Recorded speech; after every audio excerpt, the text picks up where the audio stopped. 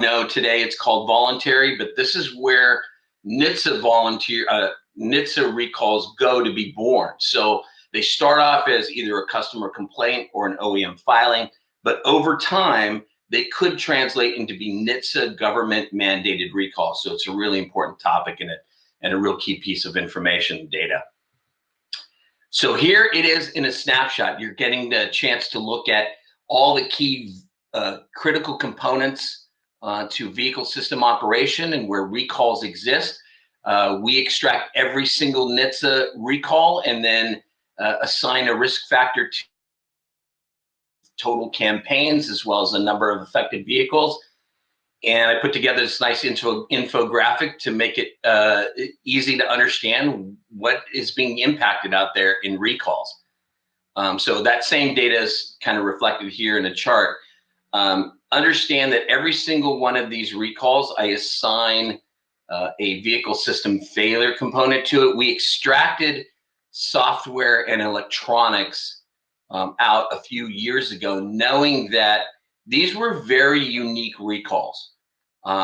They're more about, again, not only software and electronics, but how you would address them in a dealership environment. So in many cases, software and electronics doesn't require a wrench or a socket drive. It's going to be more about a laptops and a thumb drive. And so that might help you balance out the resources within your dealership to determine whether you need to use a master technician or whether this is a recall that can be resolved by somebody who's just had the basic training and can resolve it with a laptop. So this has had a massive impact in how dealers address this massive wave of recalls that is now coming in on the horizon.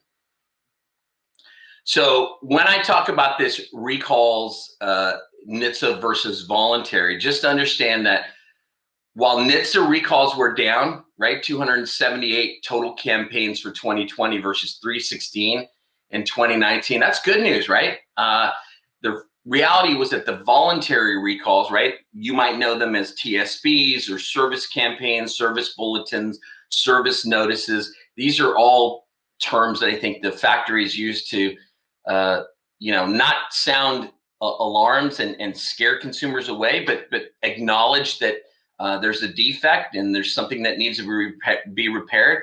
But the reality is that many of these voluntary recalls had an impact on safety.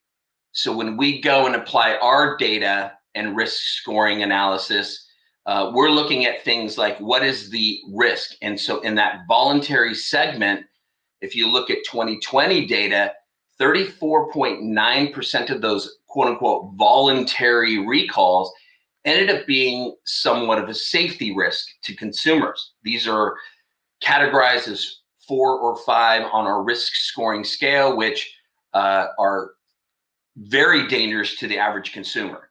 And if you look at years past, at 18.7% in 2019, 2018, 17.1%, there was a much smaller percentage of these voluntary recalls that presented any real danger or risk to the consumer.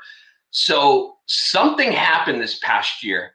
And that's where, you're starting to see a few grumblings on the legislative front with a few legislators like Senator Ed Markey from Massachusetts, who is now looking at this safety gap that's created by historically low investigations by NHTSA in the past few years. And he's introducing this piece of legislation called the Early Warning Reporting Systems Improvement Act. That's a mouthful, right?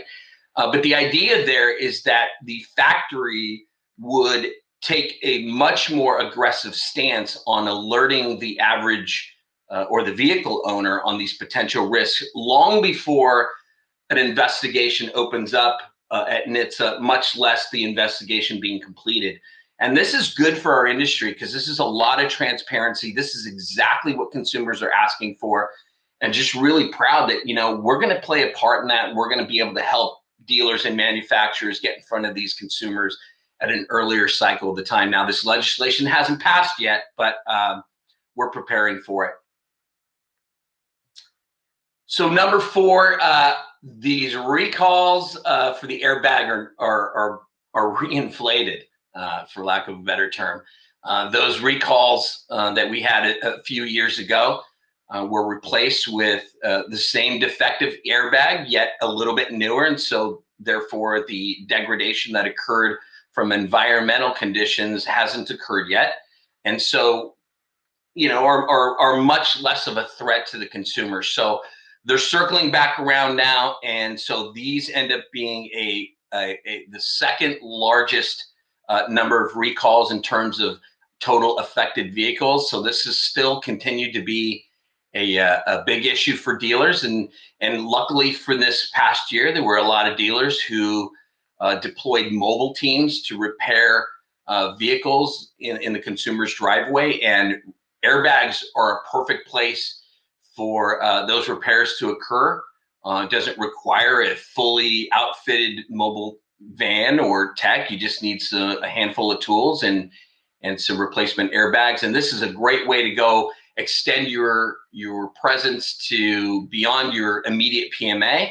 And this is a great place for you to preserve your brand and invite consumers to service with you on an ongoing basis. So this is a tremendous opportunity. This is where dealers can really open up their minds to say, how far can I go?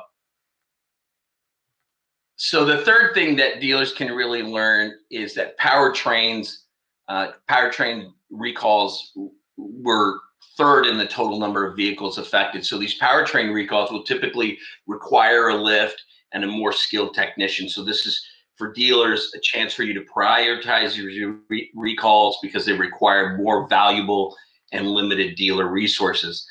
They also protect the consumer's vehicle asset, and they tend to yield the best reimbursement. So this is where you should be taking your most valuable resources, saying, how do we address these recalls? For recall repairs, I think in the past, dealers typically saw these as a nuisance and poor reimbursement, but over the last few years, our state legislators have really taken notice about how to protect consumers. And in 49 state legislatures, they require the OEM to reimburse the dealership at retail rates for both parts and labor. But you need to stay on top of it with regard to your annual factory filings. So in short, there's a lot of opportunity here for dealers, but they've got to align their most skilled technicians with those repairs that require the most skills. So it's pretty basic. Number 2 is same year remedied. This is interesting because we've never seen these numbers this high. This is a recall that is announced and within the same year is being addressed. Now, we produce this report right about the same time every year. This number obviously moves. It's not a static number. It will move over time as more vehicles are remedied. This number goes up. But since we're producing this report every year about the same time, we can see what these numbers look like year to year. So this year, that number jumped up to 29.3%, which is a massive jump. This is about 3 times the rate of compliance than previous years. And some of that may have to do with the fact that, consumers weren't driving and commuting to work, so they had more time to service their vehicles. But it also probably has to do with that dealers were more attentive to recall revenue. They were producing things like mobile repair solutions. So all of those things, I think, combined really kind of push recalls to the front. And for dealers, the takeaway here is that consumers are more aware and your competition is more aware. So if you aren't attending to these consumers, I assure you, your competition, your neighboring dealer is going to be there to assist them. So this is where you got to take notice. You got to play a part. If you're not getting your fair share of recall revenue, it's time to put together a strategy. And the last thing I just want to share with you, this is my baby. Everybody brings their pictures of kids. This is my little baby. I own a 72 Chevy C10 Cyan. Wow. Yeah, it's a beauty. There's no software or electronics on this thing. I think it's all wrapped up in the lights and the gauges and the stereo, but this is about as mechanical as you can get. If any of you guys own a classic car, you'll know what I'm talking about. Right. Yeah, but it's a different era, right? Today's modern vehicle now is more laptop and smartphone than it is machine. So this has really changed for our industry. It's going to be, again, more about the tool being a laptop and not so much being a wrench. But this is going to open up opportunity for tech savvy technicians, young and old, for dealerships that are really kind of re-outfitting, re-engineering their service departments. What are you doing for mobile repair? What are you doing for recall repair that don't require a lift? You know, are you bringing on tech savvy technicians who don't necessarily need years in a service bay, but you know, the capability to use a laptop to repair the vehicle? So in short, this is a major flood. This is just the first glimpse of what is to come. There's a massive wave over the next couple of years in these defects, simply because there are more mission critical systems that are being operated and being influenced by software and electronics. So you have to take notice. You're going to have to re-engineer your service department to address this wave of recalls yet to come. So that's a 2020 state of recalls. Wow. Lots more to extract from this report, but those are my top 5 data trends that will ultimately impact the dealer. Every brand is different. Every market is different. So you'll have to size up what works for you and your dealership. However, one thing is clear, that these recalls aren't going away anytime soon. And if you want to get your hands on this report, feel free to reach out to me, and we will comply. We'll connect with you and we'll share with you what we know and help you customize a solution that meets your specific needs. Shon, fascinating information there on recalls, and it really falls in line, number one, especially with everything that we've been hearing here at the Fixed Ops Roundtable. So you are the best in the business at what you do. And that phone number that's up on the screen right now, is that the company's number, or how do they reach you personally? That's my personal phone number, the 949-246-6023. You're gonna hit me directly. So, and I'm not a sales guy. What I try to do is, if you go back in time, we started this company really as a facilitator in recalls for not only for the dealerships and the factories, but for the consumer. So that's where my heart is, on the mission of taking these unsafe vehicles off the road and helping consumers really connect with our industry, with your brand, with your dealership. That is at the heart of everything I do and what I try to push. But yeah, at the same time, if there's opportunity for dealerships, and there is absolutely an opportunity for dealerships, we have to push that out front and center, show each dealer how to obtain that. Shon Reyes at Recall Masters here today at the Fixed Ops Roundtable. Thank you so much, guys. Well, thank you, Shon. And folks, stay with us for David Boyle of Tire Profiles. Coming up next in The Matrix, right here on the Fixed Ops Roundtable.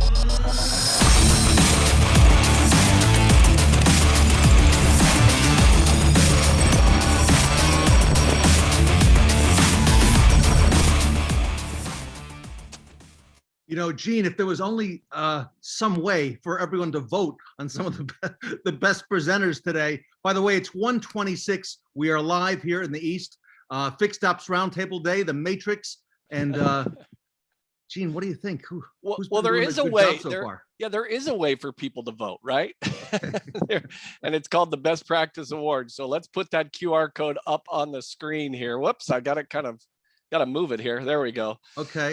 Yeah. So if you just take out your phone, you scan that QR code, and after the break here, I'll go ahead and put the actual SurveyMonkey link in the chat. Okay. In case you don't have time to do that. But how many can they vote for, Ted? Okay, everyone. So once you go ahead and open your camera and scan this QR code, you're going to be able to vote for up to 5 people today who you feel did the best job. They could be on a panel. They could be a solo speaker. We've got a lot of folks who did a wonderful job so far today. And, you know, don't forget, oh, look at that. Gene is showing you the list of all the speakers today. They're in order of how they speak. So go ahead, and we're going to announce the winners today at the end of the show, which is going to be coming up early this evening But Gene, we're running under budget and ahead of schedule from what I understand. We are. That's exciting for a change, huh? We tend to run so far behind, but I got to tell you, there's a lot going on, Ted, in the chat. Let me just share a few things. During the automotive news panel, John Traver said the quality of advice here is 10 out of 10. I personally am enjoying the panel's application and examples, incredibly well done. Jason Frank, during Les Silver's presentation, said, if you're not using the competitive maintenance and repair labor op function in your DMS for customer pay, start setting that up today. You probably have some too. I have another one here. Greg, during the pencil wrench, said, even the technicians get excited during the pencil wrench training. Comments like, wow, this is actually going to help me. And where has this been all these years? So goodness gracious, keep it coming, folks. There's some really good stuff going on in the chat. Now, when you chat, everybody, make sure in the drop-down box that you click panelists and attendees. This way, everybody can see what you're chatting. Otherwise, if the default is just the panelists, which is fine if you just want me and Gene to see it. But if you want hundreds of people to see it, okay, in our audience today, which we're at a peak audience right now, everybody. Yeah. Go ahead and click down on that drop-down box, panelists and attendees. So, Gene, a lot of people have asked me, I couldn't catch the show today. I caught part of it. Where will I be able to see it later? And what we typically do, everybody, we're going to post this to YouTube. However, it's going to take about a week, maybe as long as 10 days, but probably in about a week's time, you'll be able to see this on YouTube along with our previous shows as well. So YouTube is the place to see that. And it's really easy. Just go to YouTube, and in the YouTube search box, just type Fixed Ops Roundtable and you will find it. Now, that's not the only place you can catch the replay. We have something called the Fort, the Fixed Ops Forecast, which is a podcast. And what we do is we take selected speakers, Gene takes them, and he goes ahead and he chunks it up into a digestible presentation on audio where you can listen to this on a podcast, and it comes out, Gene, is it every Monday? Every Monday. We didn't do it this Monday just because we had a lot of things going on. But yes, every Monday we post it. It's you can catch it on Podbean, Apple Podcasts, or Spotify. 3 different opportunities for you to catch the podcast there. And we want to thank BG Products for sponsoring our sole sponsor of the podcast. So thank you to BG Products. Absolutely. Hey, also, we want to relaunch a poll that we put up early today. And it is, how many times have you attended a Fixed Ops Roundtable event? Early in the show, we had, under 100 people, and now it's, 200 or more at times during the show today already. And so we kind of wanted to get a better sense of those of you who are attending right now. Is this your first event? Is this, you've attended more than one, or you've attended all of them?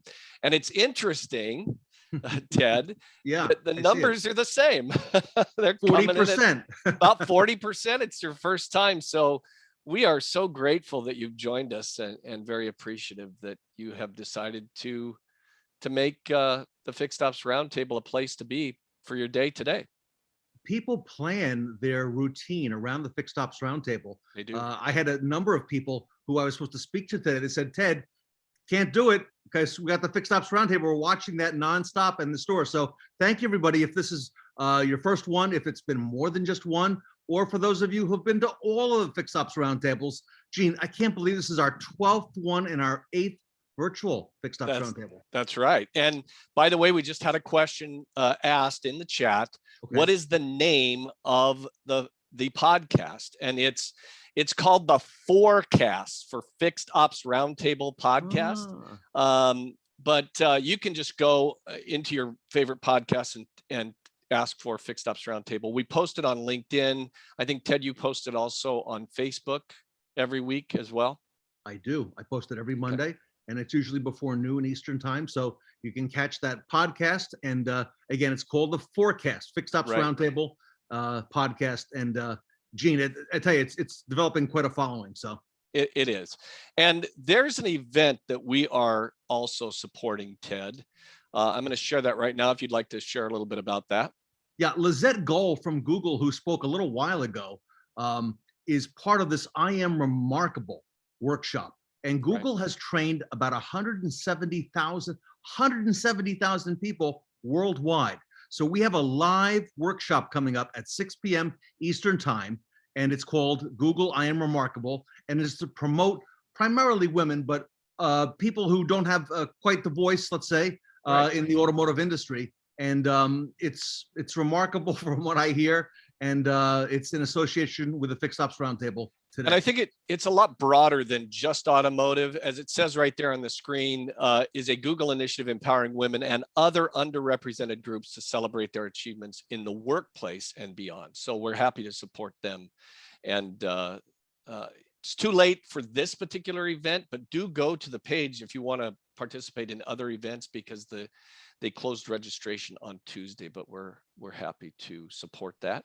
But we're still open, Gene. We are still open for business. That's exactly right. So I think we've got another segment of great speakers just ahead. And now, Ted, you got to forgive me here. I actually have to put on my glasses now to see this next one here. So I don't know about you, but I think we're ready to rock and roll. Here we go. All right. We're just getting started at Fixed Ops Roundtable number 12, and I have no doubt you're looking forward to our next segment, including David Boyle of Tire Profiles, an amazing technician panel, and Randy Brenckman, who some have mistaken for the one. Cypher, where's Tank?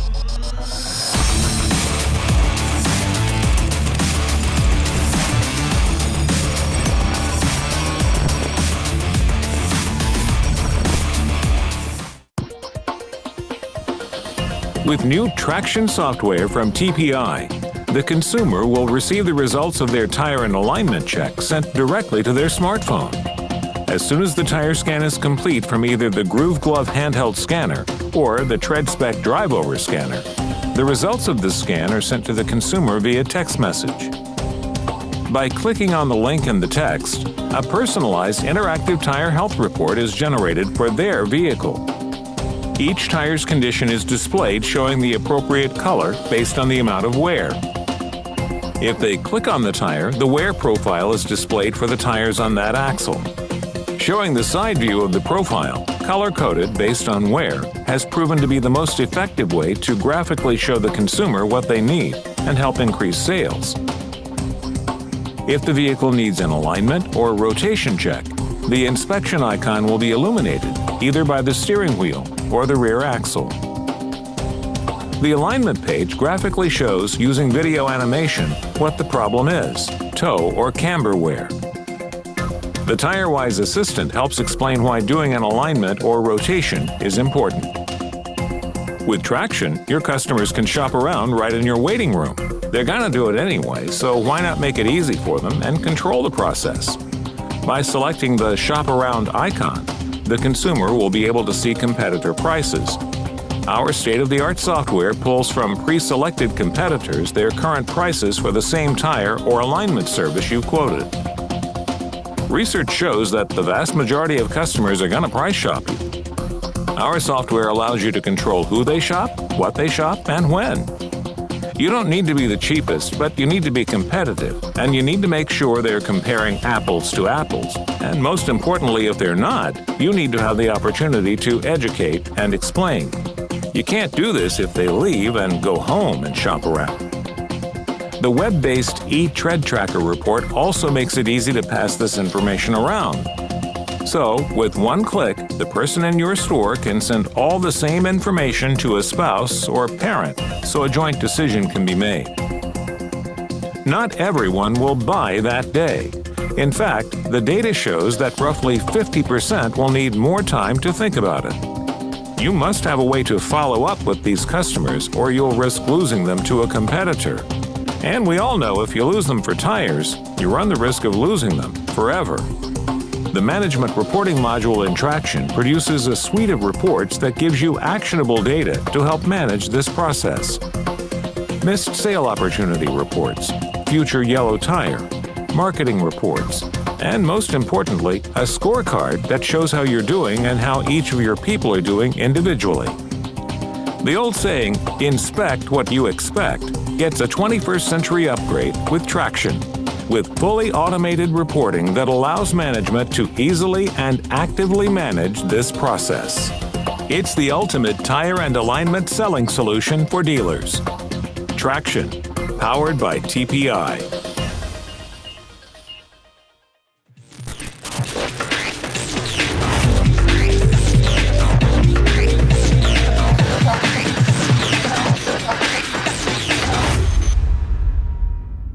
Welcome back to the Fix Ops Roundtable, the Matrix, where technology is king, and the king of tire technology is none other than David Boyle. David, welcome back. Thanks, Gene. Great to be here. Hey, David Boyle is a great friend of the Fixed Ops Roundtable. He's the president and CEO of Tire Profiles. And David, great to have you back. And here we are again, another Fixed Ops Roundtable. Ted, thank you. We've done this a few times now, haven't we? Thank you for all your support. And, you know, we've learned a whole lot about tires and the industry, and just some of the stuff that you bring to the table is just, you know, really, really unique. So appreciate all that you do for our industry. Well, I appreciate that. I don't know if I'm the self-proclaimed tire technology expert, but I'm going to steal what Gene said. That's going to be my new tagline. So if I'm nothing else, I'm a self-promoter. So there you go. You know, I've heard you say at many of the Fixed Ops Roundtable events that dealers have only a small share. I think you said 8% of the tire replacement market. And first of all, is that accurate? And what's the biggest thing that dealers can do to make that number better?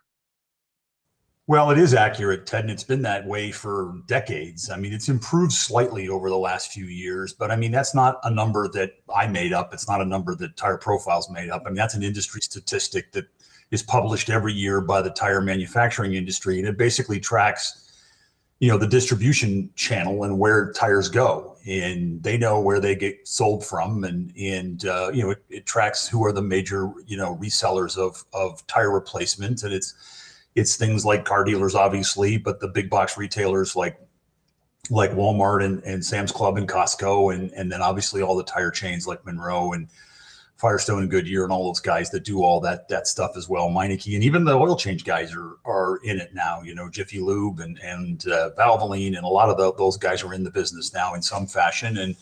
And it seems like everybody's selling tires right now. And everybody's growing market share except the dealers, and that's the frustrating part. And you know, it's hard for me to say what's the biggest thing for dealers to improve. And if I had to put my thumb on one thing, and I'll say this with a great risk of alienating all my dealer friends out there, the biggest problem, quite frankly, is the dealers themselves.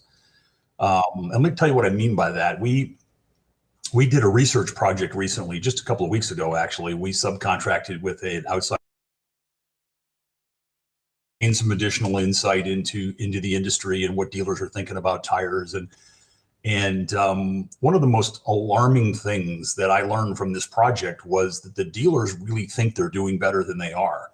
You know, the industry statistic says that they sell between 8 and 10%. And when asked, dealers and service managers think that they more likely have a 30 to 40% market share. So there's a massive disconnect there, quite frankly, in terms of what reality is. And, you know, if they want to get serious about this, they've got to come to grips with that reality, and they've got to realize that they're not doing a very good job when it comes to selling tires. And, you know, all of the excuses around, you know, things like, you know, they don't make any money and all that stuff, that's all understandable. I get it. And it is the reality of that business, but it is a big opportunity for them. And it's a big piece of what is their business today, and will be even a bigger piece of what will be their business in the future. So if I had to say one thing, it would be dealers, service managers really need to take a step back and say, you know, what's the bar? What should I be doing here? And am I really doing as well as I think I am? And part of that's been, you know, they've been a bit misled by the OEs.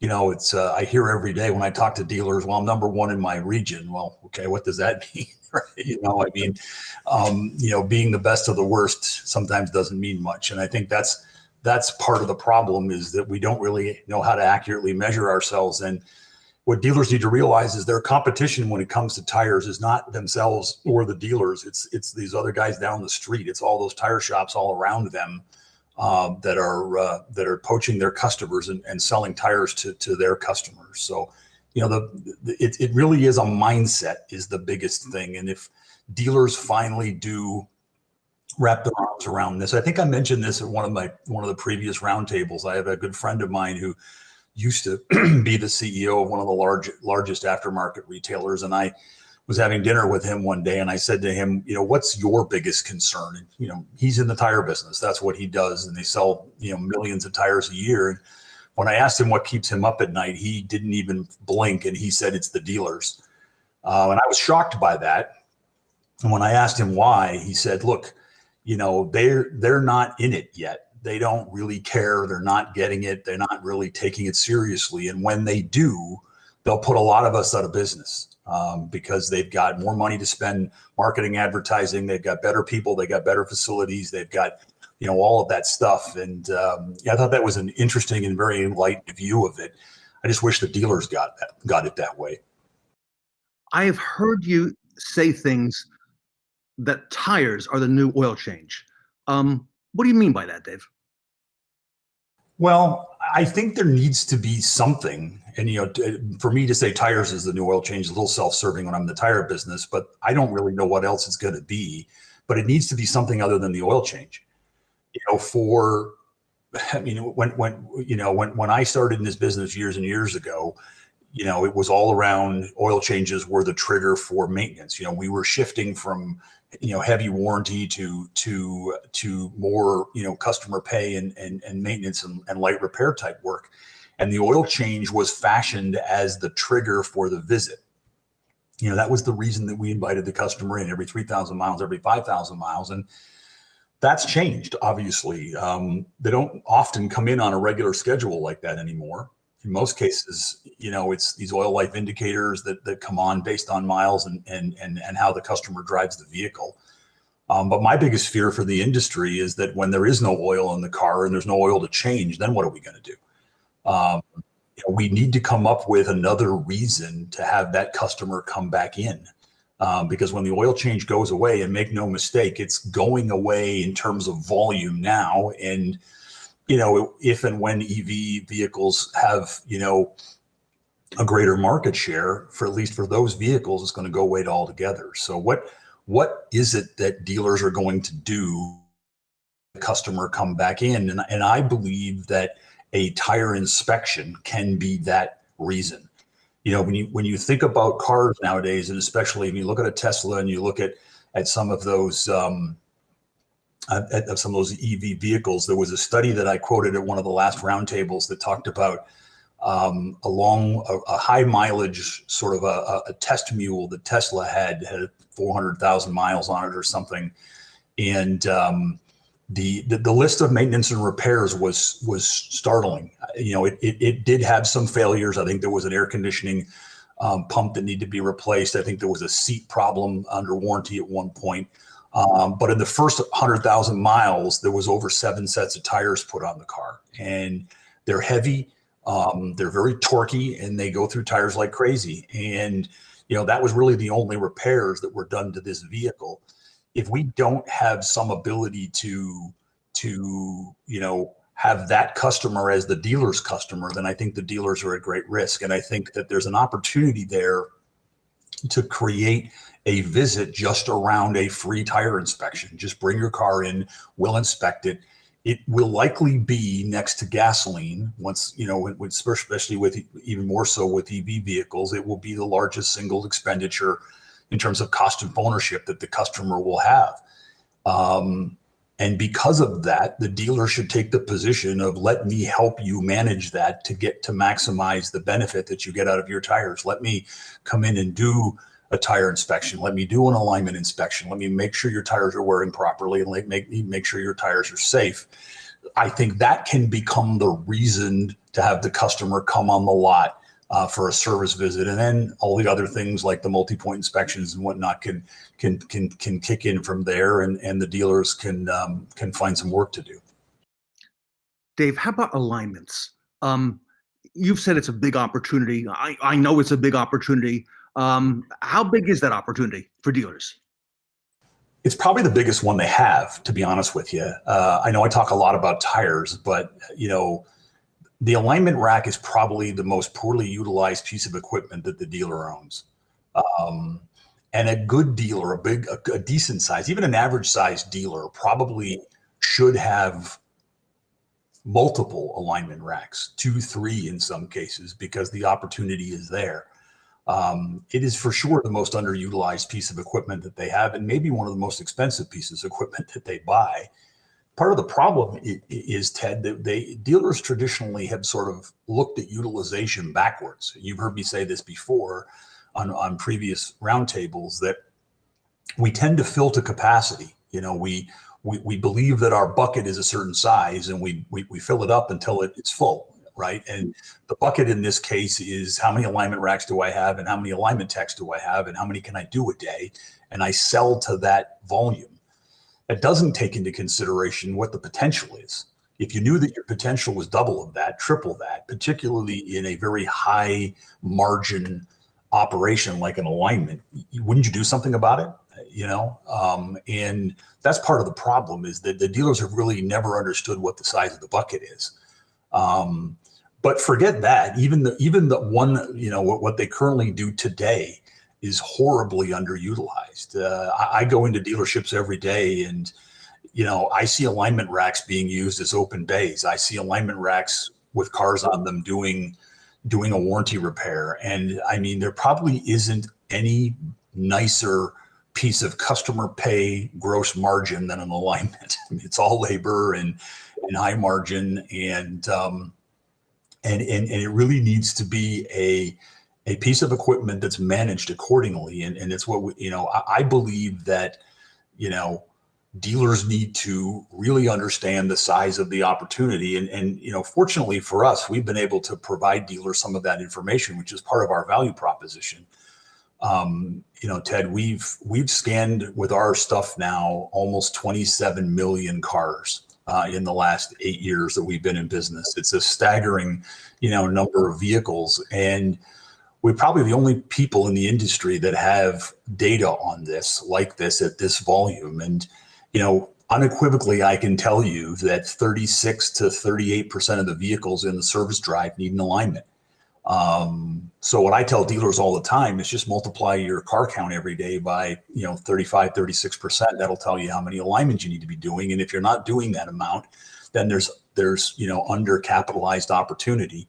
And it's a high margin thing too, that's undercapitalized. So, dealers need to take the, especially in today's world, in today's time. I mean, times are tough out there still. I mean, we don't have cars to sell, and we're making a lot of money on the ones that we do, but lots are bare. And no matter what you listen to, I think we're headed to some sort of a recession at some point in our future, and things are not going to get any better. And dealers need to be looking for every opportunity they can to make as much money as they can. And this is the easiest thing. These are customers. Listen, you don't need any more people. You don't need any more equipment. You just need to capitalize on this work that's there in your drive every day. These are people that are coming in that need something that you're not catching and are driving away.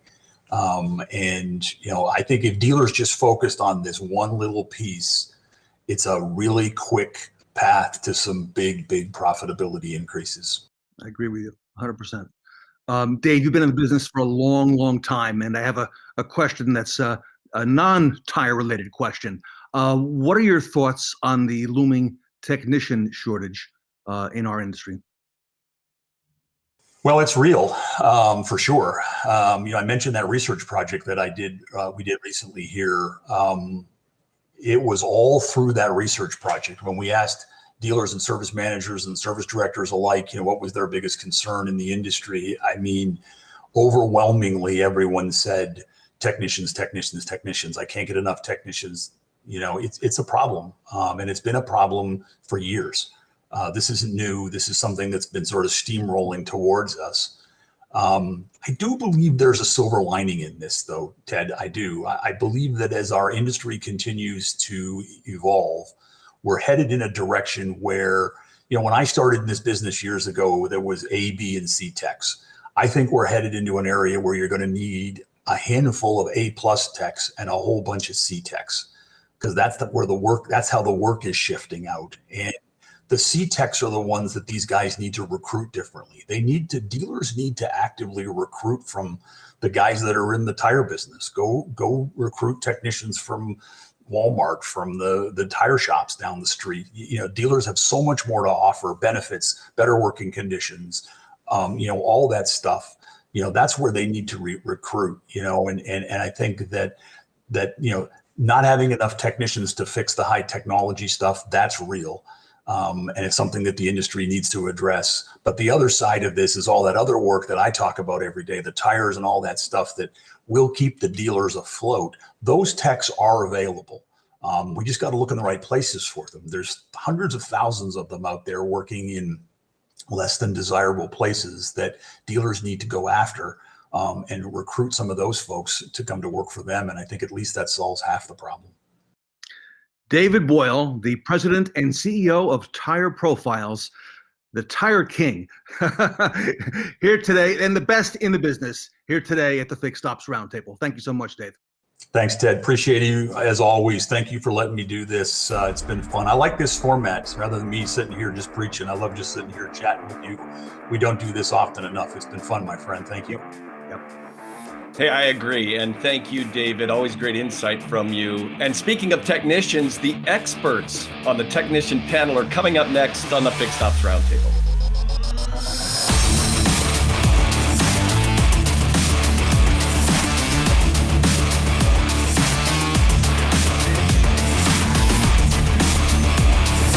Well, Ted, it's always great to hear from David Boyle. And now I'm really excited about this next panel because it's a great group of experts, and we're calling this panel the Tech Time Now panel.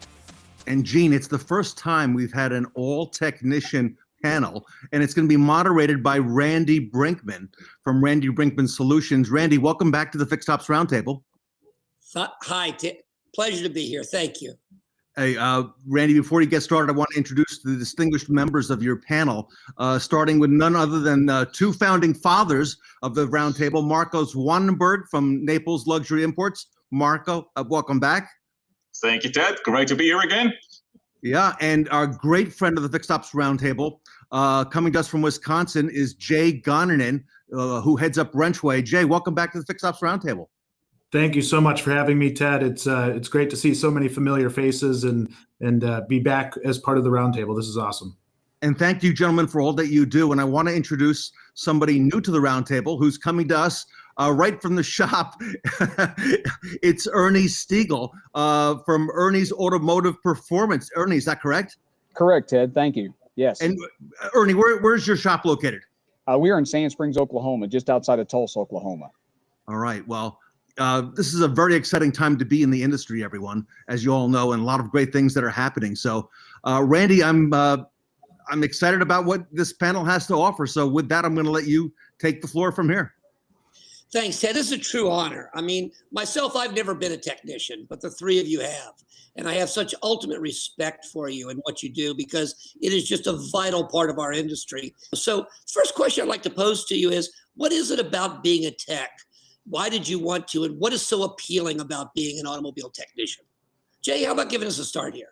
What's funny to me is the two that are joining me, I don't even feel like I'm worthy of being on the same stage as these two, who are still technicians and do this day in and day out.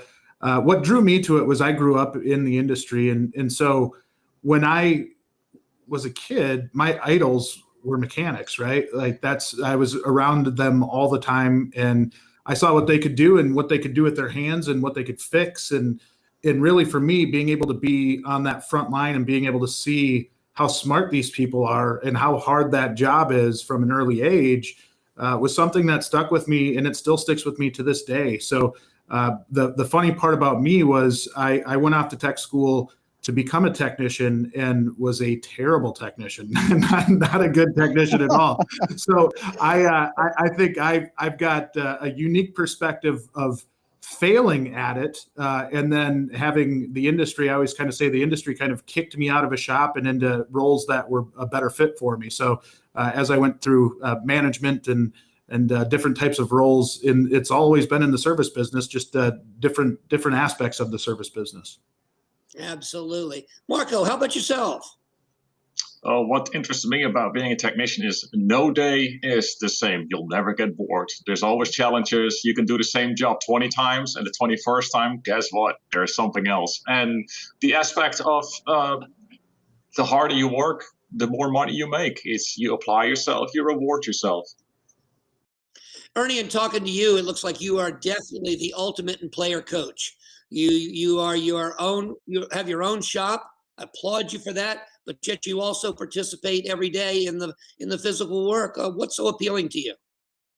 Well, basically for me, I've always had a passion for automobiles. I mean, what makes them tick? I mean, I remember my mom would always tell me when I was small, I had all these riding toys, and she goes, "You were always taking these toys apart and putting them back together."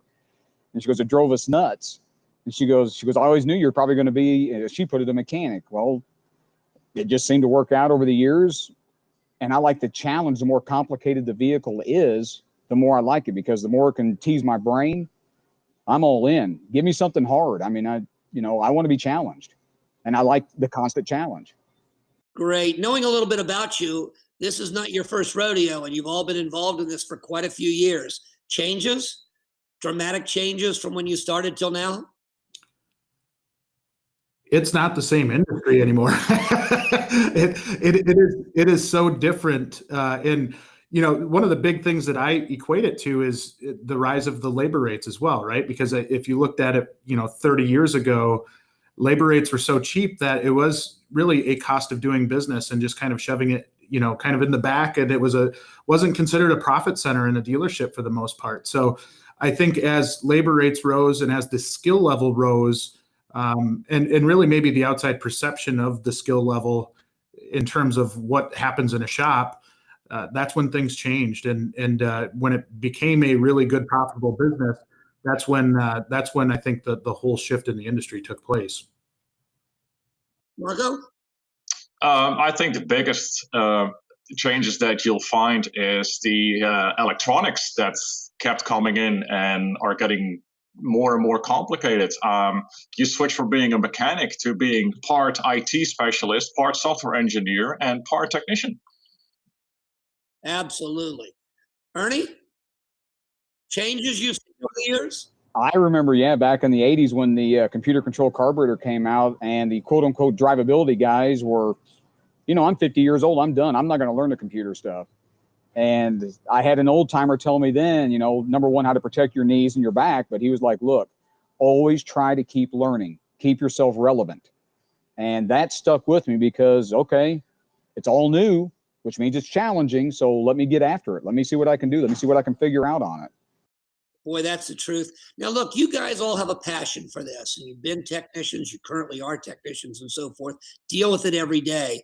So today it's tough. What do we do to attract new blood? What do we do to attract new people to come into this industry that can have the same passion as the three of you? Ernie, if you don't mind me starting, you're the one in the shop this moment. So what advice can you give folks? Well, the number one advice I give to people who come and interview with me, and I'm talking, I get a lot of the young people that come in. I get some of the old timers that come through here, but a lot of the young people, and the first thing I say to them is, do you want a profession? Do you want a career? Do you want just a job? If you want a job, keep on walking. This is a profession. You are a technician. This is something to be respected. It's not like the days when it's a points and condenser type setup. I'll teach you how to be a true technician. There's got to be mechanics. We've all got to be able to do the nuts and bolts. But if you want to be a true tech and do that magic electricity that nobody can see, and learn it and conquer it, and take pride when you've completed it, and say, you know what, I can fix it.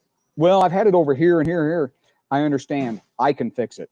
When you have that chip on your shoulder and you know you can do it, and you've reached that level and you're a true tech, the pride is overwhelming. How do they respond to that statement when they're applying for a job? Their eyes open up and they said, I'm the only one, dealerships they've talked with, chain stores they've talked with, other independents that's ever approached them with that type of a thought. You go to the dealership, how many hours can you produce from me? We need at least 6.8 hours a day, preferably 10 for every 8. We need this, we need that. If you can't do it, you'll probably be cut loose. And you're already setting a bad tone. It's all about how hard can I put the thumb on you to produce for me? When you got people, we were all new. We all had to learn. Me personally, I would lie. Yeah, I can do that job. I've never done that job in my life. But guess what? I'm going to learn that job. You're not going to know I didn't know how to do it. And I'm going to make it happen. I'll figure it out. And because, you know, as we all know, when you're in the shop, a lot of time it's dog eat dog. Flat rate, I'm not helping you. You're taking my money. And that's the one thing. I want to break the mold. I want to change. I mean, I do not. It's a dying thing. And these young people. True passion. So it sounds like to me, for you in attracting new people, you're trying to find somebody that really wants a passion for something. Exactly. Just like military. I don't want people to have a draft. I want you to volunteer. That means you want to be there. Interesting correlation. Marco, how do we attract people to this great business? By having management more knowledgeable about the shop and the technical side of it.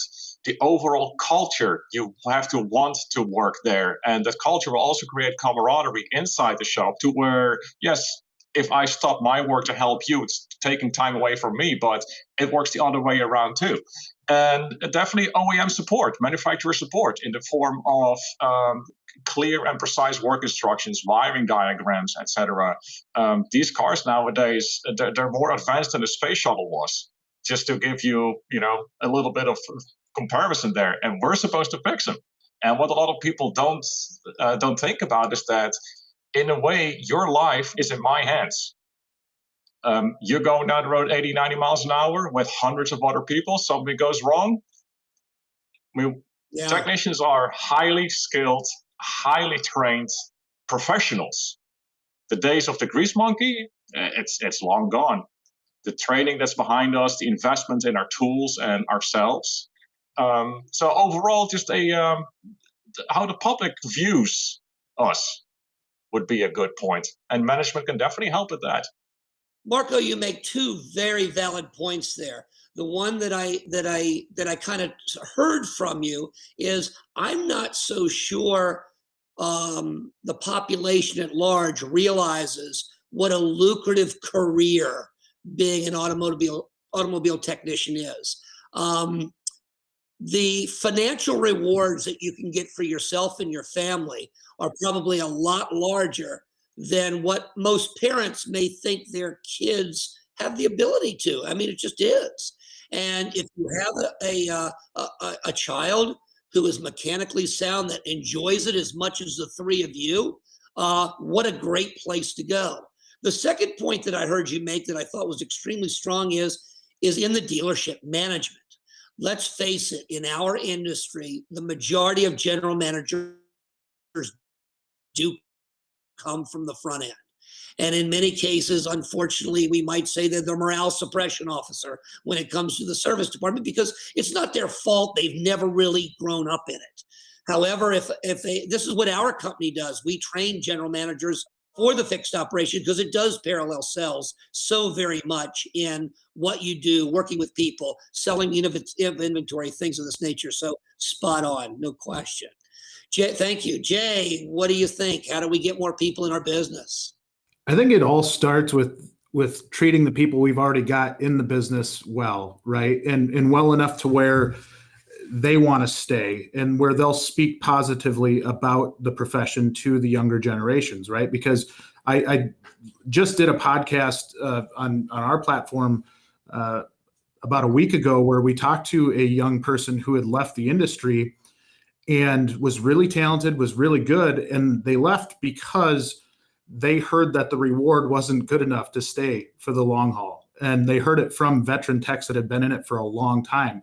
And so here was a young, talented person that we already got into the business, and that person left. And we're seeing more and more of that, where if they don't see the reward at the end of the tunnel, they find other professions, or, if it's another trade, or if it's, maybe sitting behind a desk, there are things that could be perceived as more, more work friendly to that person. And so as we look to attract this younger generation, it was funny. One of the stats, ASC put out a poll And what they found was that 41% of techs leave the shop within the first 2 years they're in the shop. And when I say they leave the shop, they don't just leave the shop, they're leaving the industry.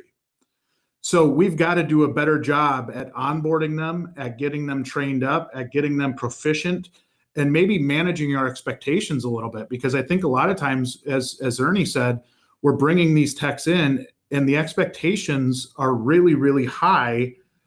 And maybe they think, hey, you know what? That Amazon shipping center down the road is paying $20 an hour to start off, and I don't have to buy any of my own tools. And we're losing them to that type of company, right? So to me, it really is, before we're working diligently at bringing more people in the industry, but we've got to make sure that we don't have a sinking boat. We need to make sure that we shore up some of the stuff in the industry that we can. Yeah, you don't fix a dead horse by putting lighter riders on their back. One of the things that you said, actually, it tied right into what Marco said. You said a particular technician poisoned somebody by saying, you don't want to do this. So that tells me that management might be the problem there, because this person is unhappy in their current environment. So the more we can train upper management to really realize what this does, I've always heard the sales department sells the first vehicle and the service department sells the next 5. And I truly, truly believe that. And when you hear that cancer, that's really, really disturbing. Yeah, and just one thing to add there too, Randy, sorry about that. But one thing I would add is a lot of times a service manager may come with no management experience, right? And so they might not have that training, or they might not have that experience to be able to lead a team. And so if you're able to maybe train that, put some leadership training into that person, put some service management training into that person. A lot of manufacturers now mandate that, but really taking that the extra level so that they do lead in a really, really positive way and make the lives of those techs really good. I think we can change a lot of things. And I loved what Ernie said about his approach to bringing that technician in and just saying, hey, do you want a career? Do you want me to help you grow? I think a lot of people could learn from Ernie there. I totally agree. This is definitely a career. This is not just a job. Just think of the investment in tools and training and everything else. You just can't do this for a short time. This is definitely a career, and a very rewarding career at that. Shifting gears a little bit, we've all been in the business for quite a while. What's your opinion on flat rate? Is flat rate going to stay? Is flat rate going to go? Is it going to be something that individual businesses make their own decisions on it? Flat rate has a purpose. I mean, it is a time standard, but yet does it get muddy? Ernie, can I just start with you? I personally am one of the people that think flat rate needs to die. I think it needs to go away. The clock's always running. I don't want a pay system to be the manager of my people.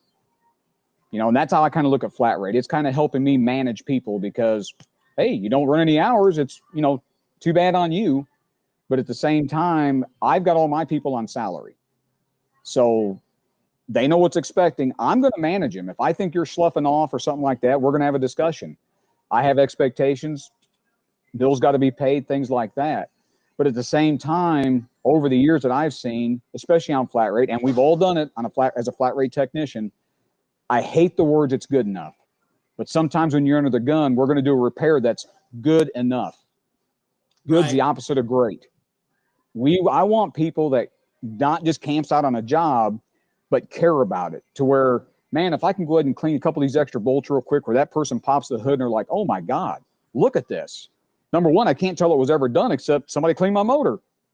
Then it's a win-win and it was done right the first time. But when you have somebody who is so cramped, either A, lack of a skill set, so they're trying to do something that they're completely uncomfortable with, but they're trying to make a paycheck. So here comes a guaranteed recheck. Or B, well, they're going to fire me if I don't produce enough out of these stalls. So I'm just going to do what I got to do to get these cars through here. And now what happens? You go out, and in this day and age, you get bad reviews, or my steering wheel's dirty. Just those little, and I preach that every day. It's always the little things. Mark the seat before you move it. Make sure the steering covers are on. Make sure the radio stations are, all the clock, all those little things. So when they get back in their car, when they pick it up, it's literally like, guess what? I don't see it because my clients will look at your hands. If your hands have dirt on them, I don't want you working on my car. Ernie doesn't work on my car with dirty hands, and they've all got gloves. So, I mean, it's about that, like Marco said, it's the culture. I build that culture into here. What's missing? Why are you walking out to that car without a seat cover?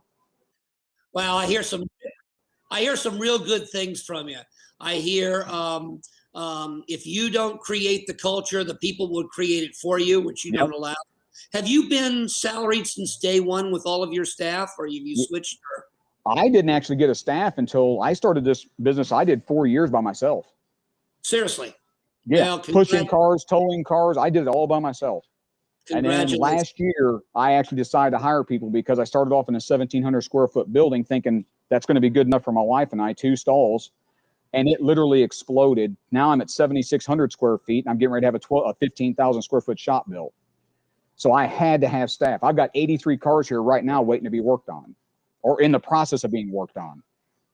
Well, your success is obvious, and I think it's because of you. I applaud you for that. Marco, how do you feel about flat rate? Well, I started my automotive career over in Europe, which flat rate does not exist there. Everybody is salaried. Bringing it to the United States or flat rate markets, it's double-edged, if you ask me.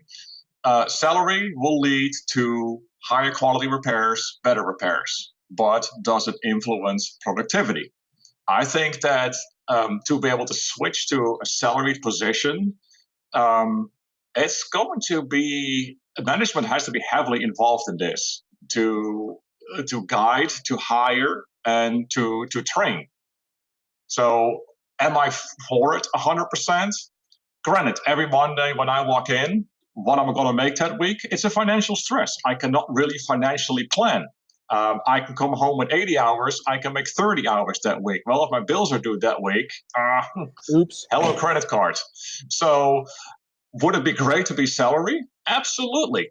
But, you need to have a certain personality to be on salary and excel and keep delivering what Ernie was saying, this top-notch service instead of the, I'm getting paid anyways. It's good enough. What creates the good enough? So it's a tricky one. I'd like to see a hybrid version of it. Absolutely. Absolutely.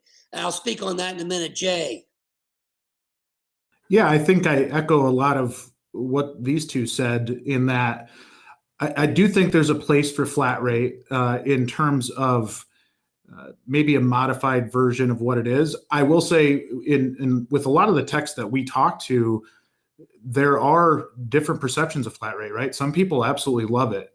I don't think the majority. I think the majority are afraid of it. And even if they're in it, they're maybe a little bit intimidated by it. What I've seen from a lot of shops here, I don't know,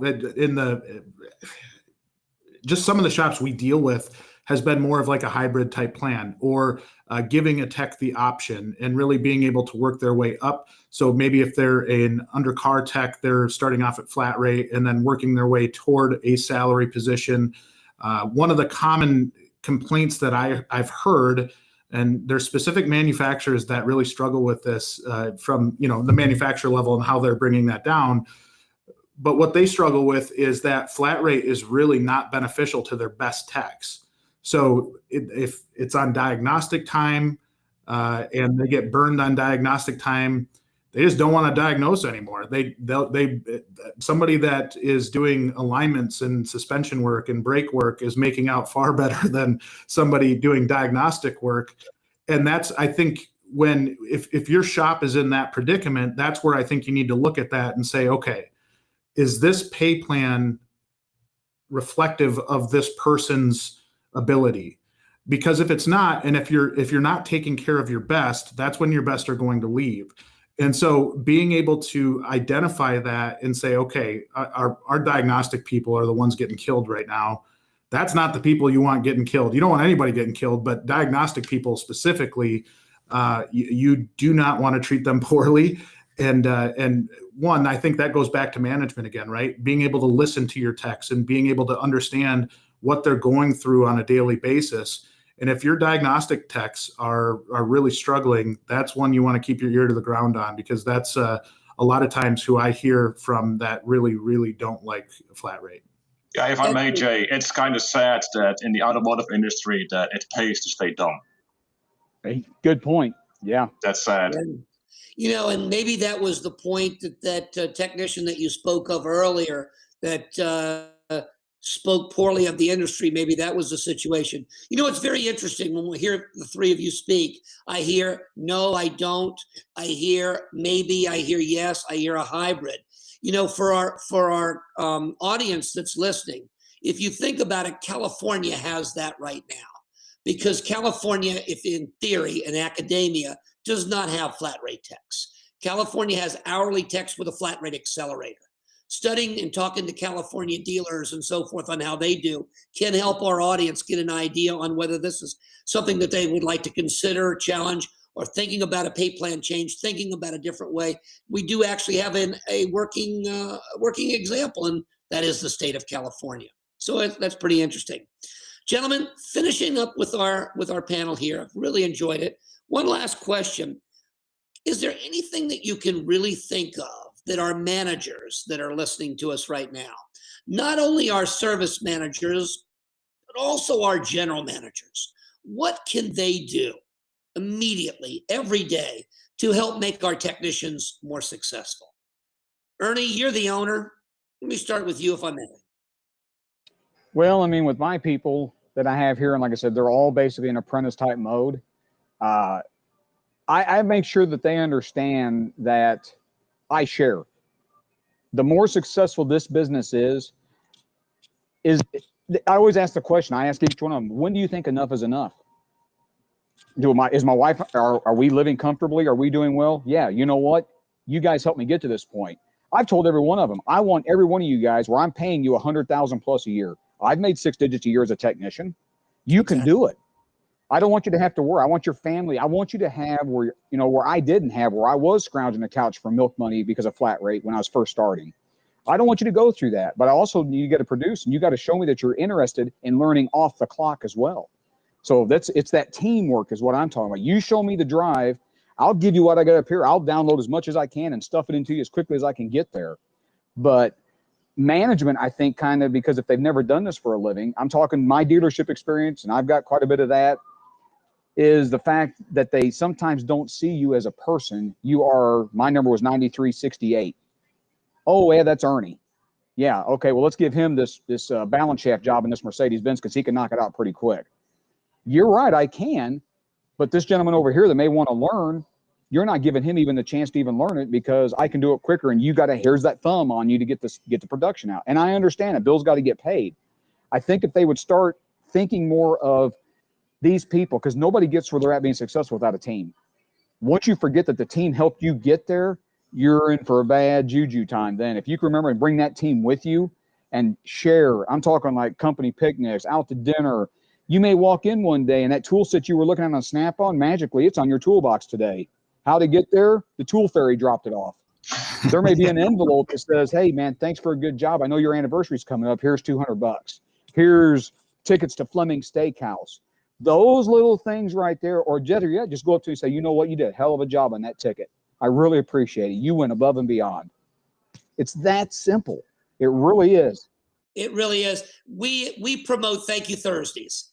And Thank You Thursdays are something that could be as simple as just a handwritten two-line thank you note on their bench, and or things that you're mentioning right there. I totally agree with you right there. Marco, management-wise, what can we do to make our techs more successful? Well, some of you may remember from a panel I was on in a previous roundtable that I said, how much does a cupcake cost? Really? Remember an anniversary, remember a birthday. The dealership I work for now, plug, Naples Luxury Imports, I'm blessed. They are fantastic. Management is very involved. We have... they have ice cream trucks come by. We do company department dinners. Just fun, not the like, oh, we sit down and we eat. No, it's all fun. Other dealerships I've worked at, not so much. It's like what Ernie was saying, like, oh, your number, oh, he can do this. And then the newbie gets the service because like, wait a minute, how is the newbie going to learn from doing an oil change?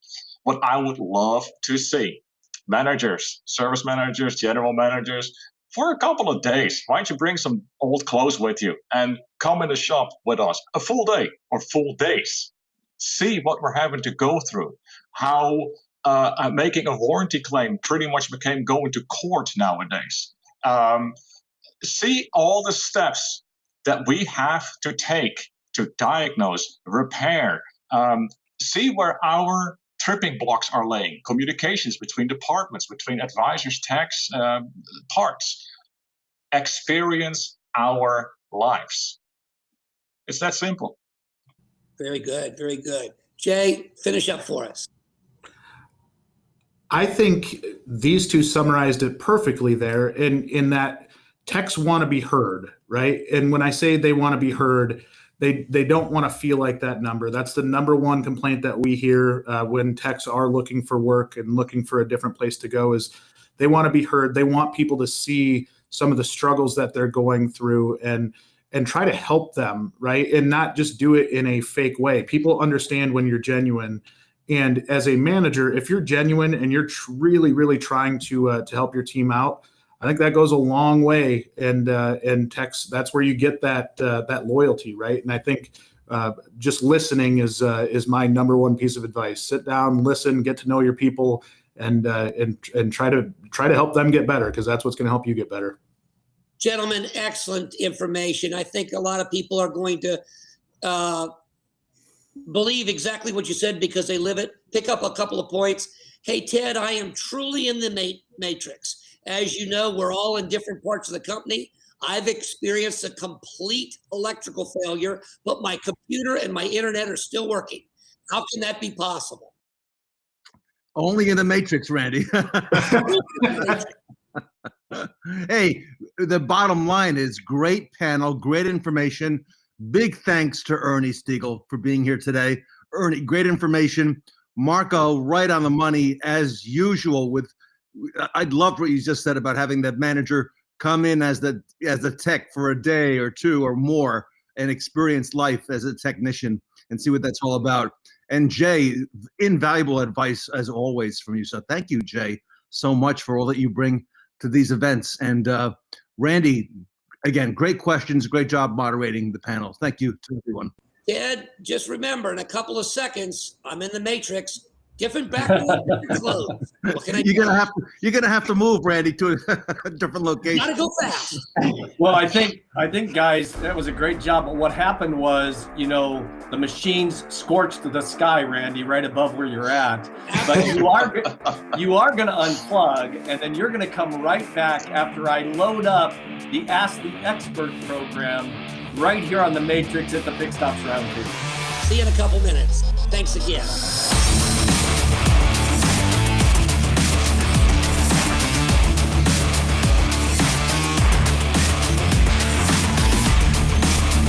Hello, Mr. Brenckman. I'm not sure how you escaped my scorching of the sky, but evidently I'm not the only expert in the Matrix. But count my words, this is not over yet. That's right, Gene. Randy Brenckman is the expert here at the Fixed Ops Roundtable, the Matrix. Randy, welcome back to the Fixed Ops Roundtable. Thank you. Hey, that was a spectacular panel that you just had with the technicians, including Jay Goninen and Marco and Ernie. And I think our audience, I know I got a lot out of it. A lot of good insight into what they had to say.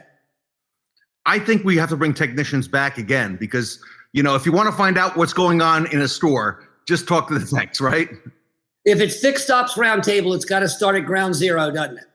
Yeah, I like that a whole lot. Hey, Randy, we have some questions from the audience, but before I get into those questions, in case people don't know who Randy Brenckman is, would you mind just give us a little 30,000-foot view of what's your background?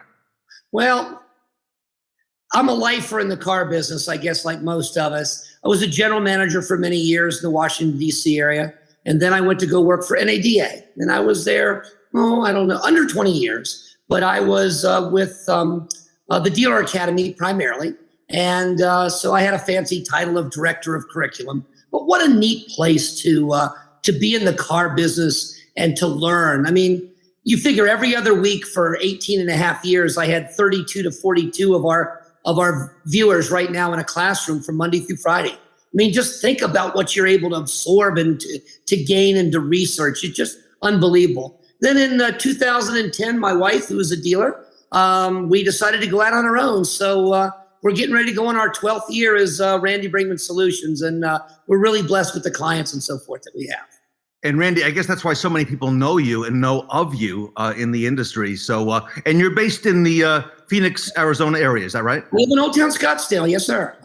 Okay, all right. So on to the questions, if I can, from our viewers. Please. Are you ready?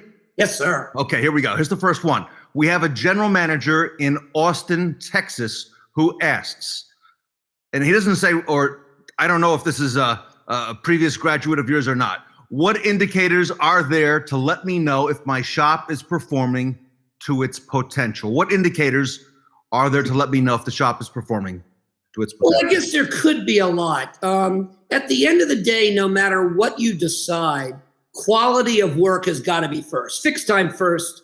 Fixed right first time has got to be paramount. It's got to be number one. Whether you do 1 car a day or 1,000 cars a day, because without quality, nobody's coming back. So that's probably the first thing. From there, I guess you have to define purpose on what you think is what you're looking for. So you have to define purpose. Metrics, what are you looking for?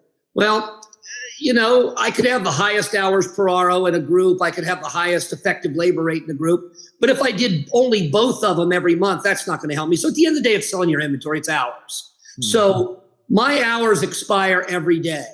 The question was, how am I performing?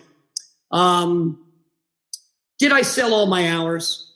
Did I get all my hours sold? Now, that can be deceiving if you're not careful. Let's just take one tech, for example. If I have one tech that turns 10 hours today, I guess everybody's pretty happy. I was there 8 hours, I got 10 hours, I'm 120%. But what if they did it in 4 hours and did nothing the rest of the day? So now efficiency is extremely high for the tech and they're ecstatic. Let's do this again tomorrow. I worked 4 hours, got paid for 10. This is great.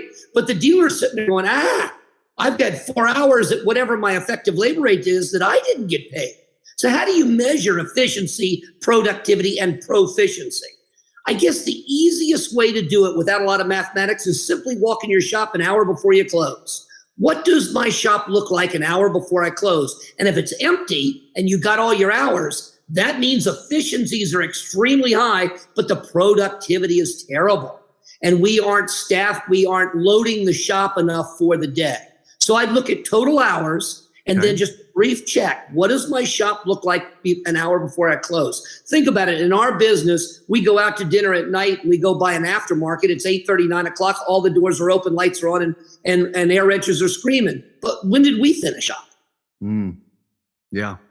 Great answer, Randy. And you see that so often in dealerships late in the afternoon. So I love the way you answered that. Ted, I like the easy things. The easy things for me is if the average tech wants to turn 10 hours in an 8-hour day, simply put a 0 behind the number of techs. I don't need to go into computers and go to a lot of trouble. I have 12 techs today. I got to get 120 hours. Randy, how many hours did you turn yesterday? 80. Hold my calls. You had another 40 hours you could have sold. That's another 50%. Still can't get the used cars from the shop. We're not concentrating on the right things. So 0 behind the number of techs. Did I get that? And check it technician by technician by technician. And what does my shop look like an hour before I close? Super valuable information. We have a general manager in New Jersey. She asks, with regards to my parts department, Randy, how do I know if I have enough parts in stock? Wow. Enough parts instead of too much. Well, if I had to read between the lines on this one, I'd say this general manager is a little concerned about people complaining that I don't have what I need when I need it. Now, we are in a little bit of a parts dilemma or kerfuffle right now with COVID and things of this nature in production. But just staying out of that, when you look at your parts inventory, it's about quality, not quantity. Month supply is nothing but quantity. I've got a 2-month supply. Well, do I have a lot of breadth and not a lot of depth, or do I have a racing engine there that's a couple $100,000 and that's what makes up my inventory? That isn't going to help me. So first I need to figure out what my working inventory is. And that would just be a simple matter of how much do I have, less my obsolescence, less my non-stock status parts in stock. You have 2 types of parts in stock only. Well, 3 types. Obsolescence, stock status, and non-stock status. Stock status was ordered by the computer based on demands. Non-stock status was ordered by people. It's not supposed to be there because the computer says why. Speculation, wrong purchases, things of this nature. So first of all, I need to check my quantity.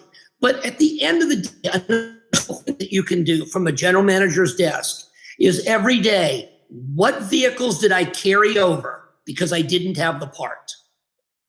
I had a vehicle, we didn't have the part. Simply research that part number. Number one, when you research the part number, this is all about demand. And we can debate on whether you should or shouldn't do this one piece. But check to see if a lost sale was recorded. If you're a believer, if you can't hand it, hit it. Was there a lost sale recorded? You'll know. And if there wasn't, you can counsel that particular employee that didn't so they can understand the process. Then after that, look at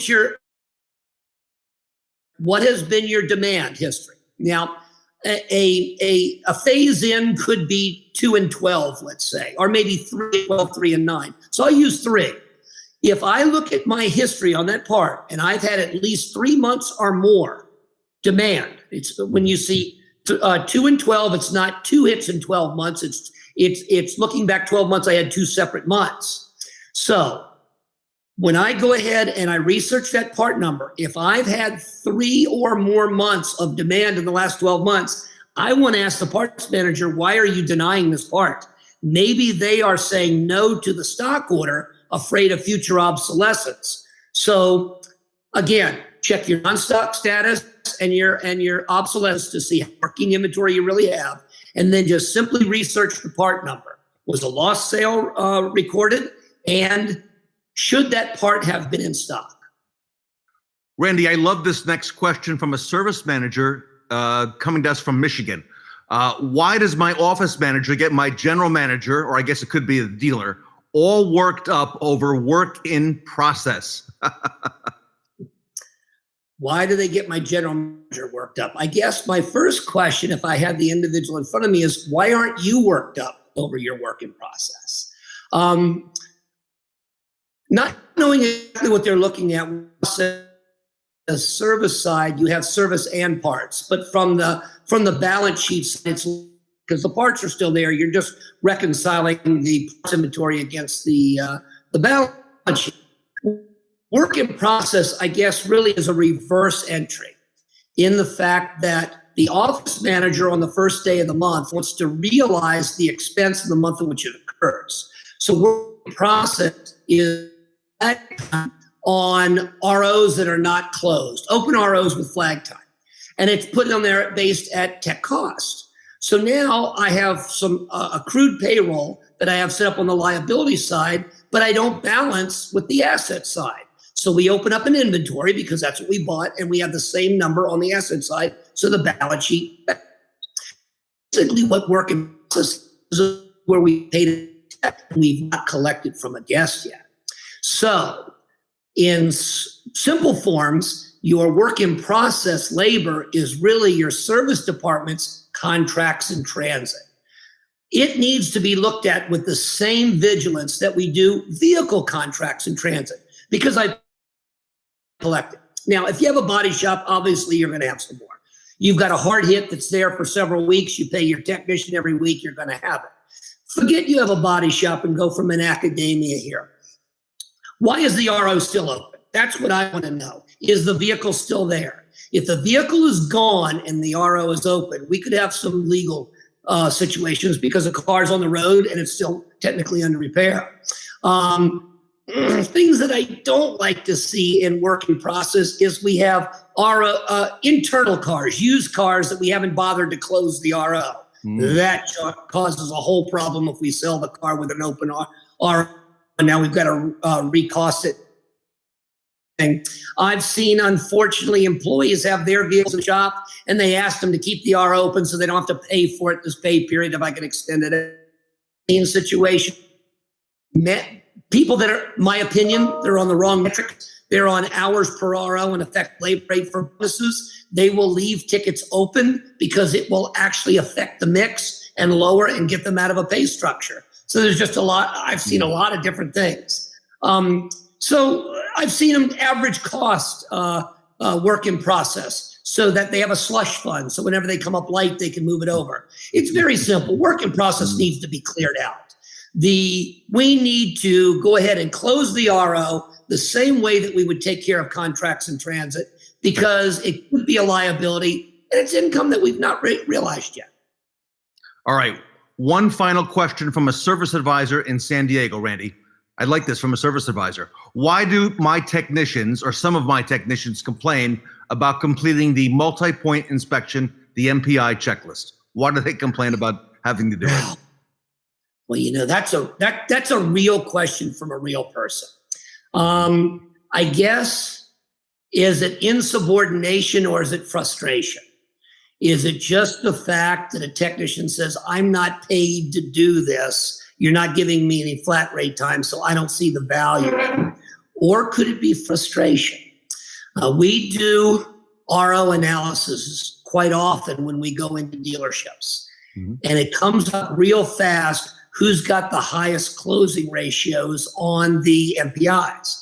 Now think about it. You're a tech and your advisor, for whatever reason, and it's my perception, I'm the tech, and it's my perception that my advisor isn't going to sell this, or this advisor doesn't attempt to sell on a regular basis. I get frustrated. Why should I keep filling this piece of paper out and nobody looks at it?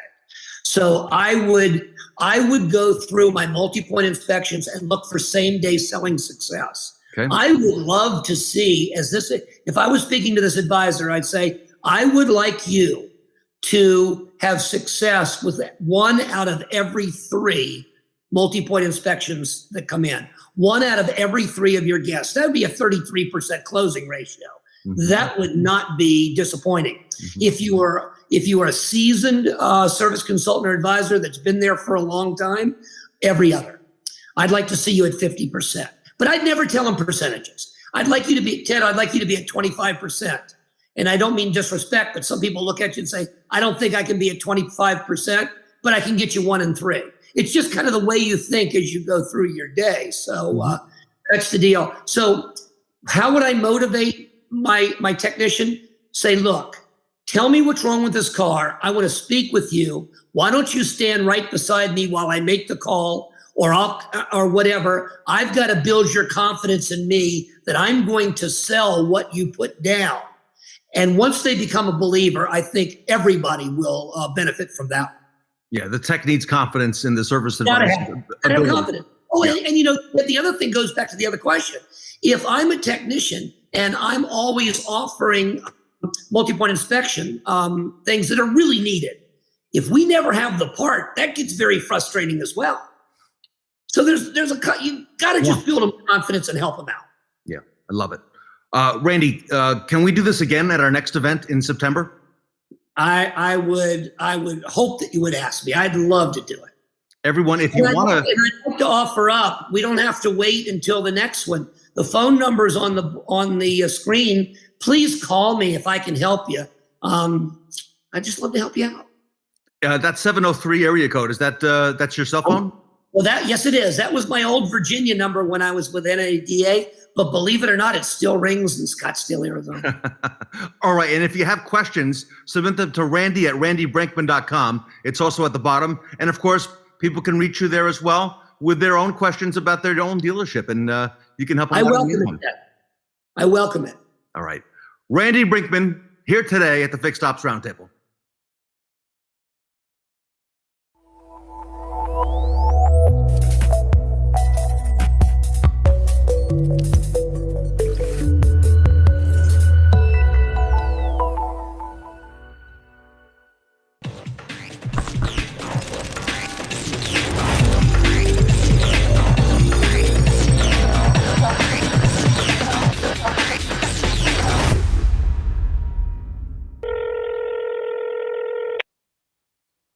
Hello.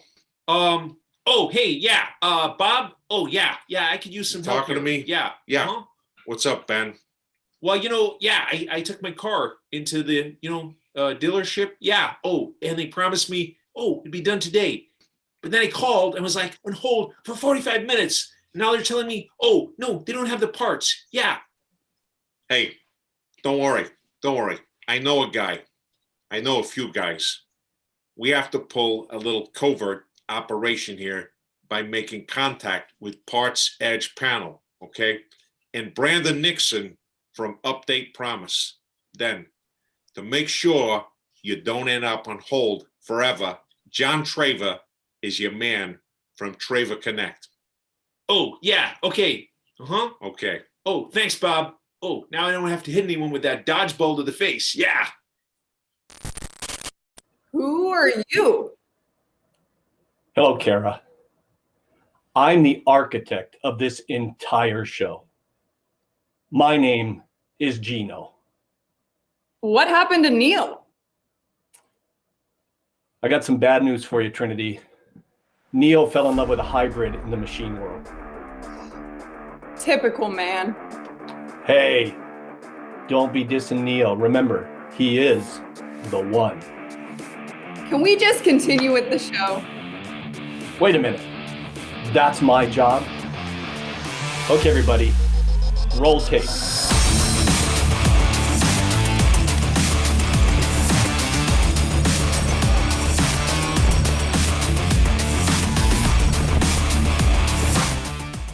Obsessed with creating the perfect inventory?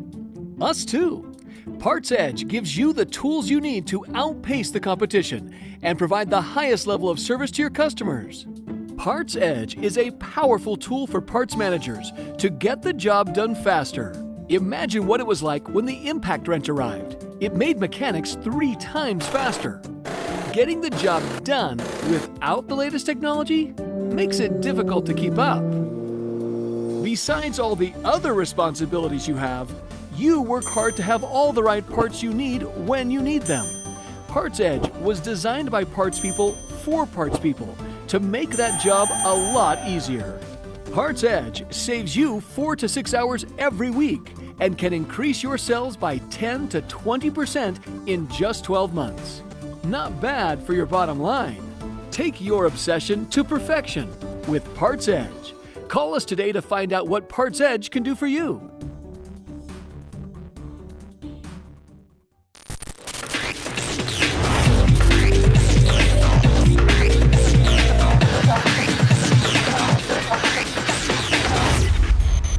Welcome back to the Fixed Ops Roundtable, everyone. We are in the Matrix with another great panel sponsored by PartsEdge. And Gene, we've been talking about this one for quite a while and the need to focus on parts and parts inventory. So I want to thank PartsEdge for sponsoring our panel today. I want to thank Chuck Hartley, and I want to thank Kaylee Felio. Kaylee, you've been so instrumental in putting this panel together and putting the focus on fixed ops and parts. I know you've got a lot on your agenda today. Tell us a little bit about what this panel is going to be discussing today. Yeah, so we're going to talk about how to stay competitive with pricing, manufacturer programs, inventory turns, and just really focusing on parts inventory and control, because that's what we need in this industry. We need to focus on parts. And Kaylee, you and Chuck are doing such tremendous work. Chuck, I want to thank you as well. And I'm looking forward to our discussion today. So tell us a little bit about what's coming up. Well, thanks, Ted. And I'm passionate about parts and I've been doing it for 45 years. So I'm excited to go with the panel and listen to parts managers, especially in some bigger operations. And, there's smaller managers who deal with it all the time. And we're going to cover these topics and have a great time doing it. Well, you've picked some real superstars from our industry. So I'm looking forward to learning myself as well. Thank you guys and have a great panel. Proud to be here, Ted. Thanks for having us. I'm proud to be a part of moderating this panel because we have a ton of rock stars here, especially for the parts department. And parts department is very commonly the forgotten department. We have Chuck Hartley, President and CEO of PartsEdge, with 45 years of experience he's bringing to the table today. Got James Holloway, From Swickard Auto Group, he manages 20 dealers as the wholesale sales rep. I have John Farrar of Bozard Ford Lincoln. He's parts manager at Bozard Ford. Been in the car business for 30 years. So again, tons of experience. And I have Kaylee Felio, also from PartsEdge, with 8 years of experience, being Chuck's right-hand person. So let's get rolling with a few things. As I said earlier, the parts department is typically a forgotten department, but certainly a much needed department because we don't have a service department without having a parts department. And with this being the Fixed Ops Roundtable, they go hand in hand. And a lot of times, in a lot of situations, the parts department is the only inventory that a dealer owns. The new cars are floor planned. A lot of times used cars are floor planned. So really the inventory that is owned is what's in the parts department. And we kind of just kick it back there and just leave it alone. So got tons of opportunity here to learn about inventory and how to better management. And right out of the gate, I want to start with you, James, and ask you, how do you stay competitive with pricing in parts and chasing the manufacturers for the right markup with warranty, and to use a third-party company? How do you do that? And being over 20 stores, that keeps your hands full, I'm sure. Absolutely. So, thanks for asking. There's a lot going on when it comes to parts pricing. We have a lot of different parts segments in the parts department. Captive parts. Okay, these are parts that you can only get at a dealer. And of course, we're going to mark those parts up a little bit higher. Then you have the non-captive parts that you can buy anywhere. Could be a set of brake pads, a tire, a battery. And quite frankly, those are parts that people are pretty used to shopping online for. So with all of the technology, many customers right now can go online, they can research, type in their VIN, either their make, model, year. They can do their own research, they can get their own part numbers, and there's a plethora of information online about parts pricing, where they can get it. And a lot of times it's one of those things where they know what the price is before they even walk through the door. So it's a fine balancing act. And I will say this, to your point, the inventory is the largest cash investment at the dealership. If you have a lot of parts coming in, trust me, you should have a lot of parts coming out. And if you don't, then we have a problem. But the parts are only there for one reason, and that's to sell. They're not there to collect dust. We don't want to be the curator of the auto parts museum. We want to make sure that we're turning these things. And typically, I want to say somewhere between a 30 to 40 day supply of these parts. But I know that's a very vague answer, but we got a lot going on. So we're talking about customer pay. We're talking about internal. We're talking about reconditioning, warranty, all these things. So I would love to hear from the other experts, and we can talk a little bit further on this. Well, Chuck, I think that's the perfect time for you to chime in and talk about how can PartsEdge help with pricing and chasing the reimbursement from the manufacturers. Well, and that's James talked about the different profit centers, and I thought that was really strong. There's customer pay, there's warranty, there's internal, there's wholesale if you're a big player in wholesale. And getting back to the customer pay end of it with this warranty uplift. In fact, I had a phone call yesterday and for about an hour with a dealer who was in a conundrum trying to figure out, how do I keep and maintain my warranty uplift pricing and remain competitive? And they had 3 different makes.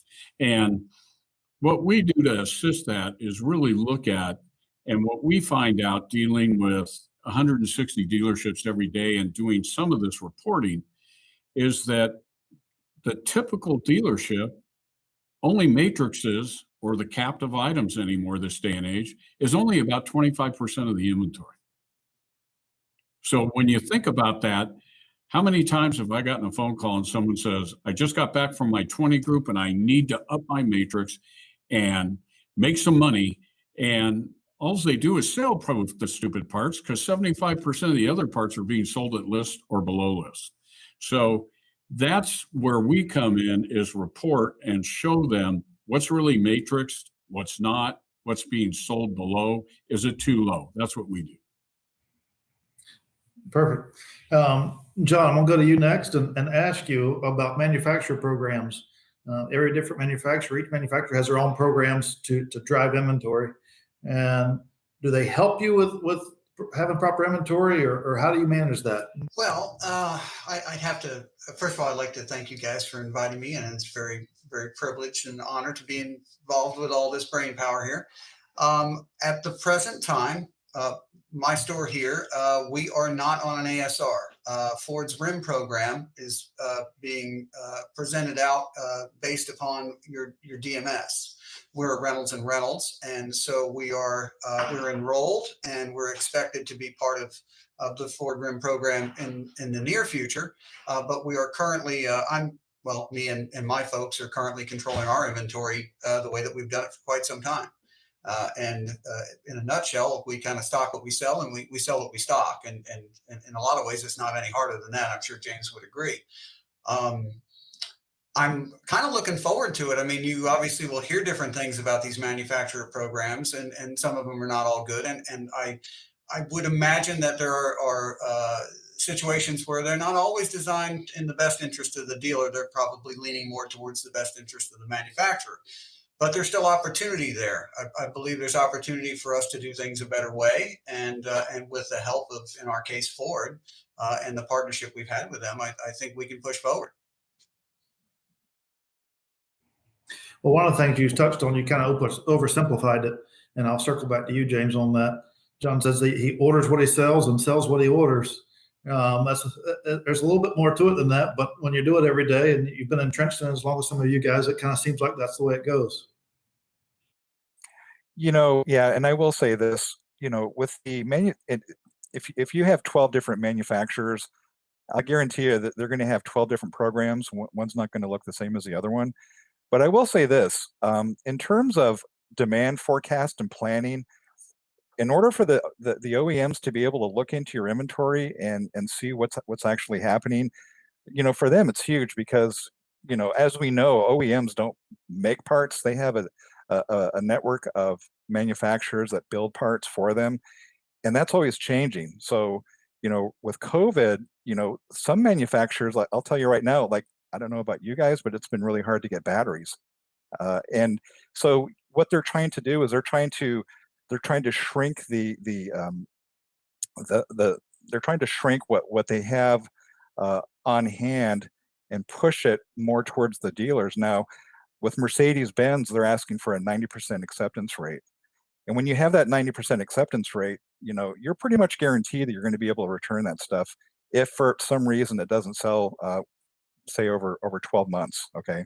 So, but I will say this, I can see the advantage of the OEMs with their stock replenishment strictly from demand forecasting and planning on their end. So, well, I think a lot of us are constrained with the commodity constraints that the world has right now. So we're all challenged to find parts at different places.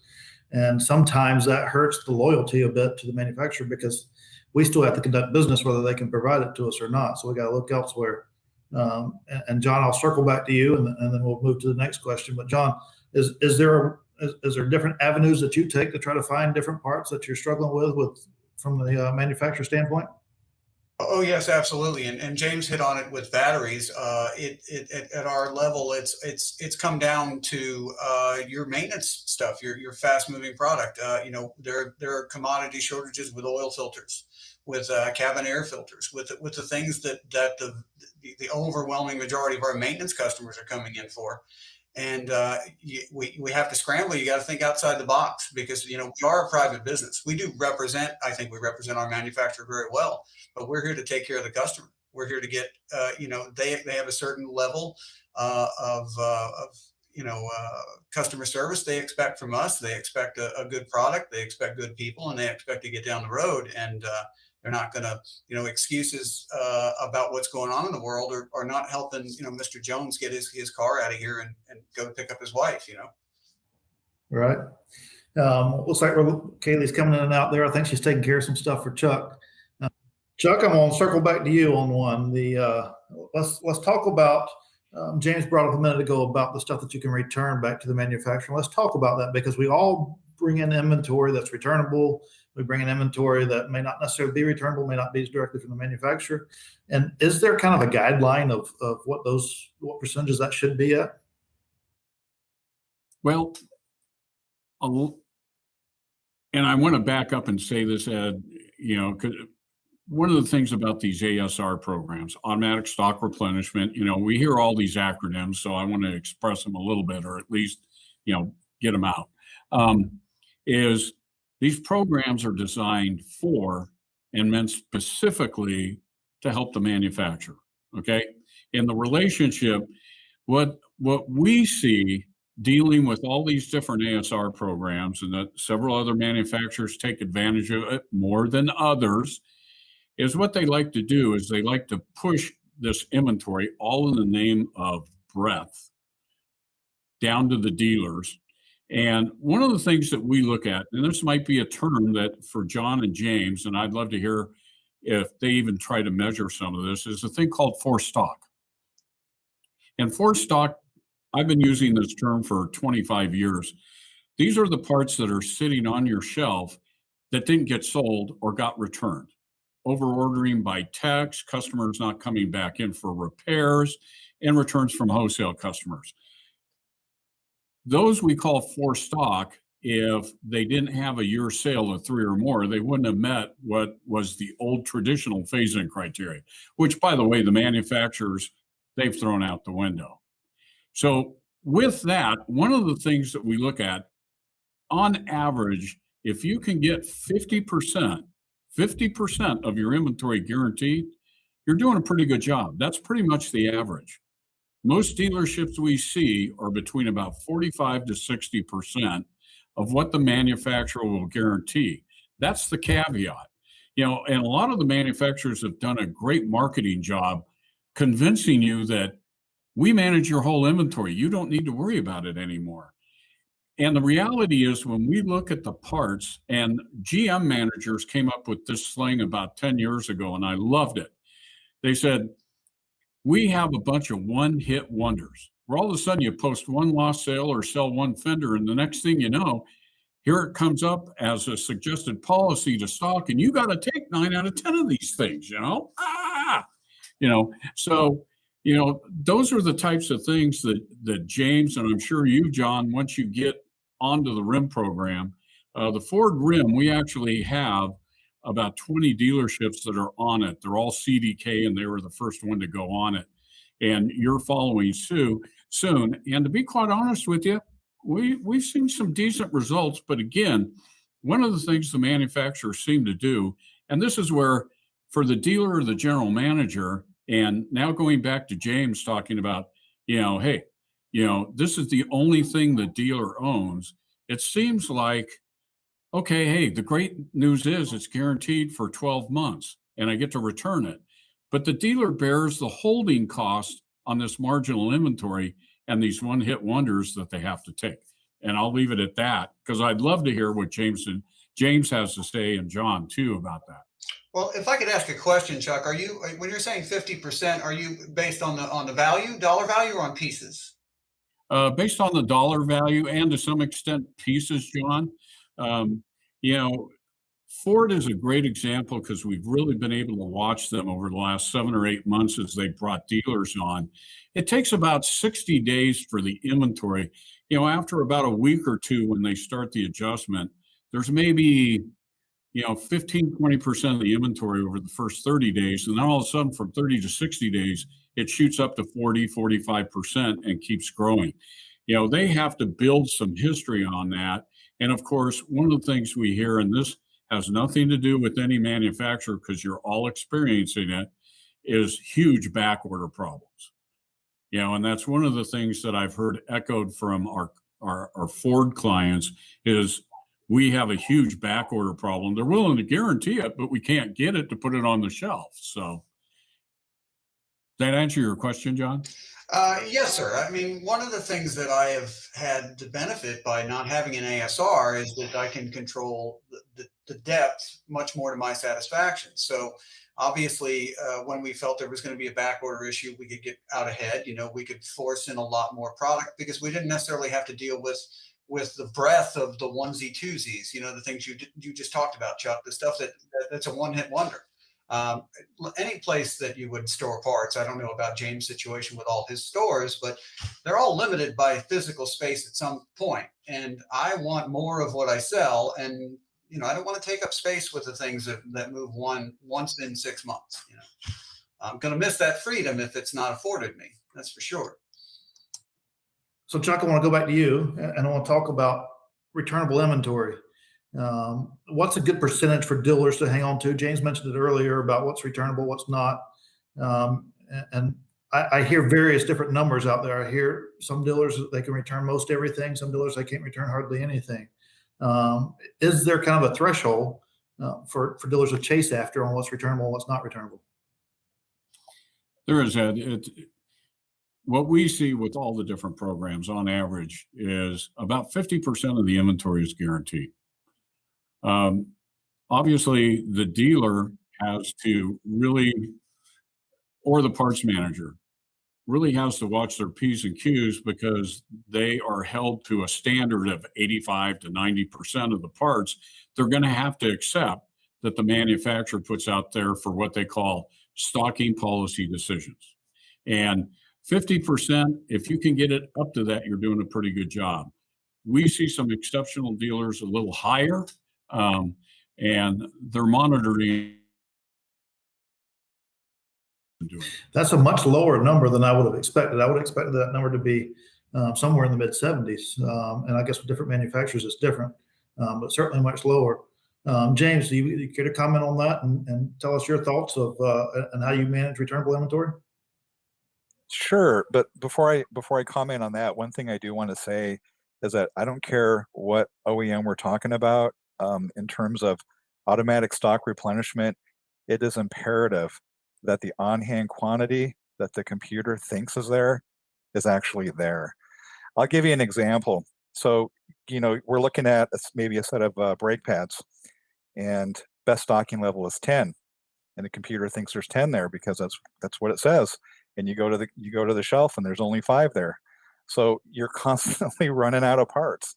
Or it could work the other way. You're supposed to have 10, and the computer thinks you have 10, and you go to the shelf and there's 15 there because of, again, posting errors, miscounts, fat fingers, whatever you want to call it. So in order for this whole thing to work, because what we're trying to push here is we're trying to get up to the service department. We want to give them at least a 90% fill rate off the shelf. If a technician walks up to the counter and they want 10 parts, we should be able to hand over right then and there 90% of it.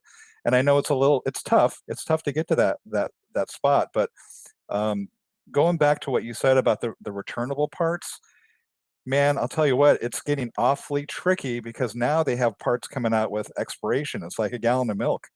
Here's a part, right? But it's only good for so long. And if you happen to be holding on to that part and it's past its expiration date, you are now the proud owner of that part. So it's really becomes tricky. And I like the fact that parts managers, and not a lot of parts managers have time to go through one step at a time to make sure that one instance of demand is a true separate instance of demand. To Chuck's part, he mentioned 3 and 12. Yeah, that's kind of the general guidelines, but as you slice and dice up your inventory, and you're going to give each one of those pieces its own phase in and phase out criteria, you're going to be able to better control your inventory to where you're going to have the profitable parts on hand. You're going to sell them when you need them. The stuff that you don't sell, you get rid of it. And let's just hope that we have the return accrual. There you go. So with some of that, I want to shift gears just a bit, because we're talking about maybe not having the count on the shelf or having more of the count on the shelf. And that really leads into turns, how quick we turn an inventory. And I want to lean on you a little bit here, Chuck. Most dealers, the parts people are the least trained. They just kind of push back there, and then there's really not any path for them to get trained and understand how to turn their inventory. And you go in and ask most parts managers, how many times do you turn your inventory? And they give you a number, not understanding whether it's a true turn or if it's a gross turn. Most of them look at it one way or the other. And if they do, I'm impressed. If they look at it either which way, I'm impressed. But from your standpoint, tell us what we should be looking at and how it benefits us. Well, Ed, it really boils down to true turns is an old calculation from back in the 1980s and the 1990s. And that's because it used to be, it was critical to order parts on a stock order because you could get an extra discount. You could get more return allowance, okay?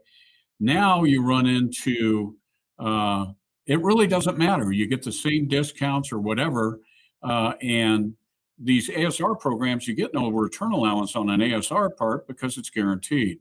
So with that being said, Ed, it really boils down to the only thing that's really important now is what the gross turns are. Because true turns used to be all receipts minus customer emergency and other purchases. Now it's really just down to emergency purchases, because no matter whether you get it through an ASR, you get it on a customer order, those are all considered part of a turn. So you just want to make sure you've got your turns up around 5 or 6 times. You're doing a pretty good job, and you should have a pretty decent fill. And then I want to go around the room with this. And as you go into these dealers, it would appear to me that, or what I've seen in my experience, is SOP parts is a big part of their obsolescence. And typically, in most cases, there's not a true process of how we install those SOP parts. Is that what you're seeing in dealers outside when you go into them? Is like most of their obsolescence come from SOP parts? You bet. In fact, a lot of times it's not even identified properly. And controlling special orders and all the things we're talking about in inventory control, and I'm sure James and John could talk to this, it all starts with SOP parts, special orders. You take care of special orders, for stock, obsolete inventory, and whatnot, all dissipate and go down. Absolutely. John, can you touch on that and tell us, is there a good process for SOP parts? Well, so to me, and just, and this sounds, I know, kind of broad, but it all starts and ends with your people. And I was going to talk earlier about this, about monitoring your inventory. Yes, you have one parts manager, and in my case, you have an assistant parts manager, but you also have, if you got good people, you got 13, 14, 16 people, and what they're doing is they're paying attention. If they're in the know, if they know what you should have, if things don't seem right to them and they speak to you or they speak to people that can do something about it. I know here at Bozard, in my parts department, we have a bunch of little parts managers running around that say, hey, this doesn't seem right. Can you check this number? Does this count seem right? You know, you do your cycle counts. Obviously, when we go to an ASR, we're going to have to be very, very tight. But you do the same with special orders. You make sure and you tell everyone that, hey, this is the way we do business. We bring parts in here, we bring them in for customers, and we put them on cars. And if we can't manage to get them on those cars, that we need to get them out of here. And with Ford, fortunately, we've been able to return the majority of special order parts within a certain time frame. So we've been alert to that, and we've not put as much stuff on the shelf as a lot of people who aren't so lucky. So, right. Well, James or Ted and Gene are back in, so our time is running short. But James, I wanted you to kind of tell us if you have a consistent process that you use at your stores as well. You know, it starts with reporting. We can't monitor what we don't measure. And I'll say this, when you have, if I walk into a parts department, and let's just say they have somewhere in the neighborhood between $30,000 and $60,000 of unsold special order parts that somebody said that we needed to have, right? For every $1 in unsold special order parts, there's $1 of unsold labor. You put those two things together, now all of a sudden we have $60,000 to $120,000 worth of potential of stuff that should have got installed on the car. So it goes down to our people, training, and doing the basics. Everybody has to be held accountable every step of the way. Those special order parts that have never qualified for stock, we have to hold their hands all the way to the very end of the installation. So, James, you hit the spot. You hit the nail on the head. It's a return on investment, and we can't get it from either side if we don't chase after it and have the right process in place. Ted, I'm gonna turn it back over to you. Great information, and so needed at this time in our business. I want to thank James Holloway for returning once again to the Fixed Ops Roundtable, and John and Ed from Bozard Ford Lincoln, and of course, Chuck Hartley from PartsEdge. Chuck, thank you so much. for being with us today, and I'm looking forward to doing another one of these. Hey, great job, everyone. And stay with us. Brandon Nixon of UpdatePromise is just ahead.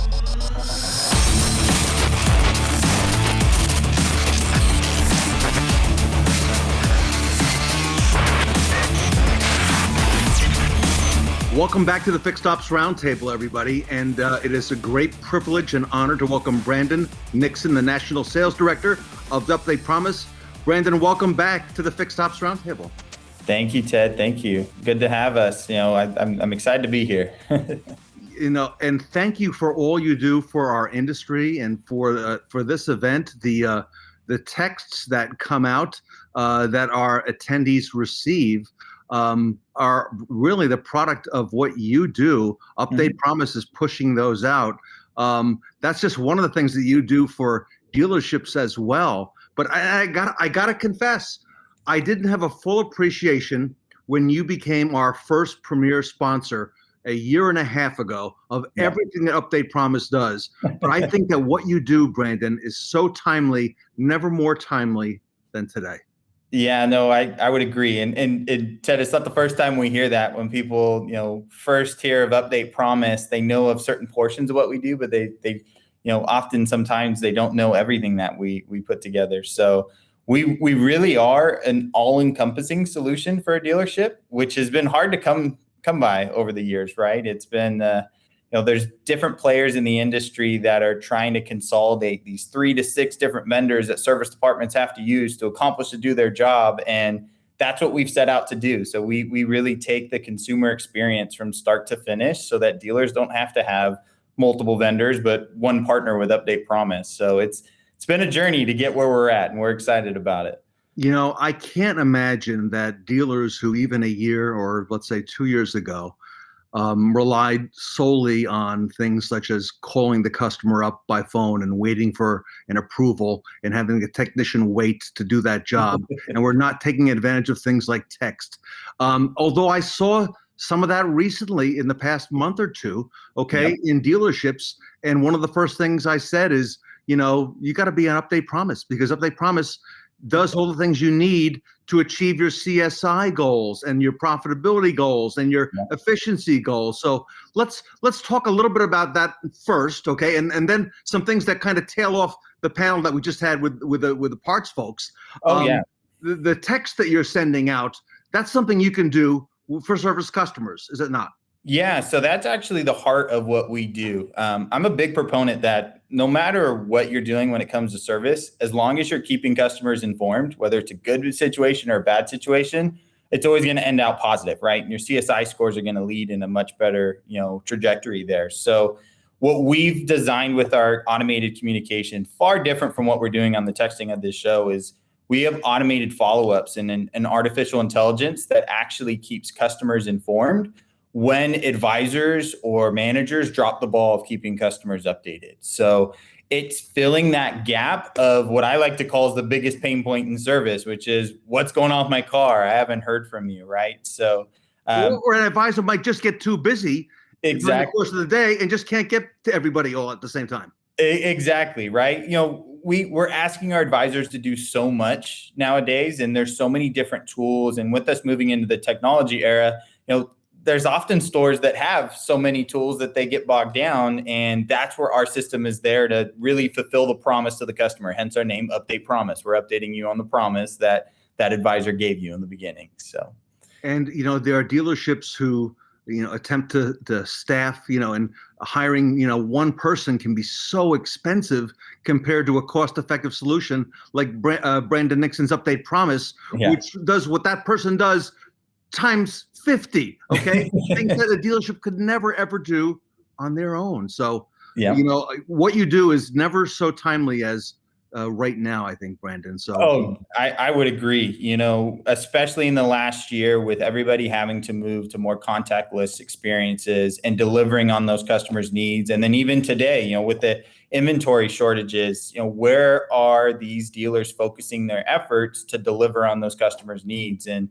I heard it today. I was in a meeting with Mike Vogel in a dealership group today, and they said it straight. What UpdatePromise is doing is similar to these different tools we've seen on steroids, because it brings it all together on one. And it's very exciting to hear that, especially from a dealer's mouth. And we have huge raving brands around the nation that are seeing that they're paying upwards of $3,000+ for all these different tools and service, and we're able to consolidate that and deliver an actual performing tool there. So at a very cost effective price point for the dealers as well. Talk to me about this this new product that it's not really that new, but you've been working on it for a long time. With service price guides. Tell me about that. Yeah. So, when we came into the multi-point inspection industry, right, digitizing that experience, helping to create efficiencies from technicians doing videos, getting that through the parts department out to the customers for approvals. Oftentimes, and many providers are seeing it today, the biggest pain point is when it gets to parts. They're going, I have to do this within the DMS. Then you're asking me to go and do this inside of my inspection tool so you guys can sell it to the customers. Double entry, it's taking me too long. We saw it day in and day out. So we've been working very closely and built in a service price guide into our tool to automate the parts quoting process. So by the time the technician goes through, they take their video of their inspection, and those recommendations, when they land on the advisor's desk or even the parts advisor's desk, the quote's already built for them with the pricing, the taxes, fees, so that you have such an accurate estimate for that customer. And it helps you guys get, a better experience for the customer, because when they show up, what I was quoted and what I'm actually paying is pretty darn similar at the end of the experience. So we're really excited about it. And I can just tell you the results we've seen in the stores, the efficiencies has been absolutely through the roof. We're saying today we're giving back about an hour of time a day to each advisor and the parts advisors because of, eliminating a lot of double entry there. Wow. And, I see that all the time, the double entry, the advisors complaining, we got a new tablet 6 months ago, but I got to do double the work because then I have to go back and I have to put that into the DMS, and the two don't talk to each other. And the dealership will get the DMS together with and it still doesn't work. So you've got this thing figured out. Well, yeah, we do and we don't, right? It's been a process. Any partner or vendor that you have that comes in and says it's going to be, flying colors, everything's going to work great from day one, they're lying. When it comes to software, you're going to have some bumps in the road, but I like to say that we have absolutely ironed out a good amount of that over the years, and our clients are getting the best deliverable product. You brought up a good point with tablets. We've seen over the years, tablets, if they don't deliver or integrate to the DMS well, what are those advisors doing? They're throwing them under the desk, and I don't want to use it. It's taking too much time. I'm inefficient. It's not helping us. So we today open up the RO for every single DMS except for Reynolds and Reynolds today. That's the only one. And I know that's not going to surprise anybody as they hear that. But you're talking about CDK, Dealer Track, Automate, AutoSoft, Dealer Bill, it goes on and on that we open up ROs and push it back in real time. So it helps eliminate I got to go from here, go back to the desktop. If you got a tablet in the drive, you should be able to work off that tablet. And that's really what we're trying to accomplish for stores. And like you said, if they don't, the tablet becomes a paperweight. That's all it is for the advisor, and the dealer feels that they did not make a good investment, where with what you do today at UpdatePromise is probably the wisest investment they could make. Let's talk a little about marketing budgets and advertising budgets, because currently there's a shortage, as you know, of new vehicle inventory. It's not going to last forever, okay? But I see dealers who've put these big budgets out there for advertising, and now, we don't have vehicles to sell. And what they're doing is they're taking that budget that they were using for new cars, and they're shifting it over to service marketing. Let's talk about some of the things they could do with UpdatePromise. Oh yeah, no, and at a fraction of the cost, by the way. Exactly. And what you're explaining is spot on. Right now is the time to take those budgets that you were focusing and put them into your fixed ops. The reality is the last 2 months, and it's been a consistent message across the board with our dealers. Record months are going on. In service. They're not losing the RO count in service, which is great. So why are we not focusing on those? Because those are your customers. Those are going to be the ones that turn over and become a new customer for the front end of the house. So all this budget that, sales is putting in, and I just had a meeting with the dealer. They had over $100,000 a month that they're putting in marketing for sales. And we went, okay, well, with the new car inventory shortage, where are you focusing that? What are you doing with that? Are you focusing on your fixed ops? Because if you could take 10% of those and turn those into sales on the front end, what would that do for your business, right? Recently, and this has actually been one of our biggest proponents over the last couple of months, is our trade appraisal tool. Finding out after we create a great experience for customers, let's ask them, are you interested in a trade-in appraisal on your vehicle, and getting a quick and accurate lead up to the sales department so that now they can schedule appointments and turn those into, actual quality customers there. So it's been a way to explain to stores that it's not a different way of doing business. It's the same way that you guys have been doing it. You just need to focus on the right customers, your customers. You're trying to conquest new customers, but they're sitting in your lobby right there. They're getting their vehicle serviced. Yeah, and that's a great point. The used cars currently, dealers are going to the auction and paying thousands of dollars over book, paying a premium. Yet these vehicles are on the service drive every day. So you've got a tool that can help dealers with that. Oh, yeah. No, it definitely, you have to think about, since we digitize that experience, and the customer experience is really what we focus on, right? Wow. So by those customers having a more positive experience, our average store today, CSI score, sees about a 2 to 6 point increase within their first 30 to 60 days on the program, right? So by them having a more satisfied experience with photos, videos, a tablet check-in process, paying online to streamline that whole experience, those customers are more likely to retain with that dealership, because now the buying decision on whether I'm going to buy a new vehicle at a specific dealership isn't that, oh, they have this car or they have this car. Today, it's not like that. It's, I want to buy a vehicle at this store because I know when I bring my vehicle there for service that they're going to deliver on our needs. So we bridge that gap, and we're helping as well. You bring up low cost for our program, but now we're splitting the cost between sales and service because of how many leads that we're generating over to the sales department there as well. Now sales is helping out with that. Exactly. And again, it's a fraction of the cost. Okay, you just touched on like 3 or 4 or 5 different things that UpdatePromise does. Yeah. Tell, for our audience that doesn't know yet, tell us all the things that you do at UpdatePromise, or what a dealer can expect if they sign up with UpdatePromise. Yeah, so the best way to really sum up what UpdatePromise, my elevator pitch, as I would say, is we are an all-encompassing consumer experience tool for the service department at a dealership. An average dealership could be, just like I said earlier, paying anywhere from 3 to 6 different vendors. I use this appointment scheduler, this texting tool, maybe a different inspection. We bring that into one solution. So from start to finish, you can schedule appointments online or in the store, a tablet check-in, video and photo multi-point inspection with a service price guide built in for automated parts quoting. And all of that is one communication channel for the customer. So talk about reducing the confusion of, I got a text from here, an email from here. Now it's one channel that customer is being kept informed from. And then completing that cycle so that we can actually allow the customer to have a more streamlined process of picking up their vehicle, paying online, being followed up with, possibly generating leads for the sales department.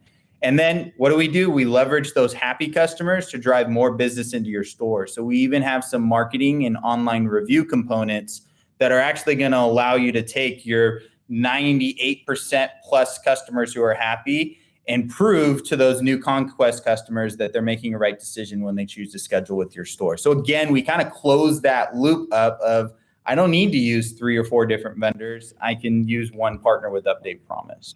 Yeah, and you focus on those reviews too, which is so important, which dealers a lot of times lose sight of, and that's already built into UpdatePromise. That's a whole lot of stuff you do. Plus, you do that video where the customer gets to see the visual of their vehicle.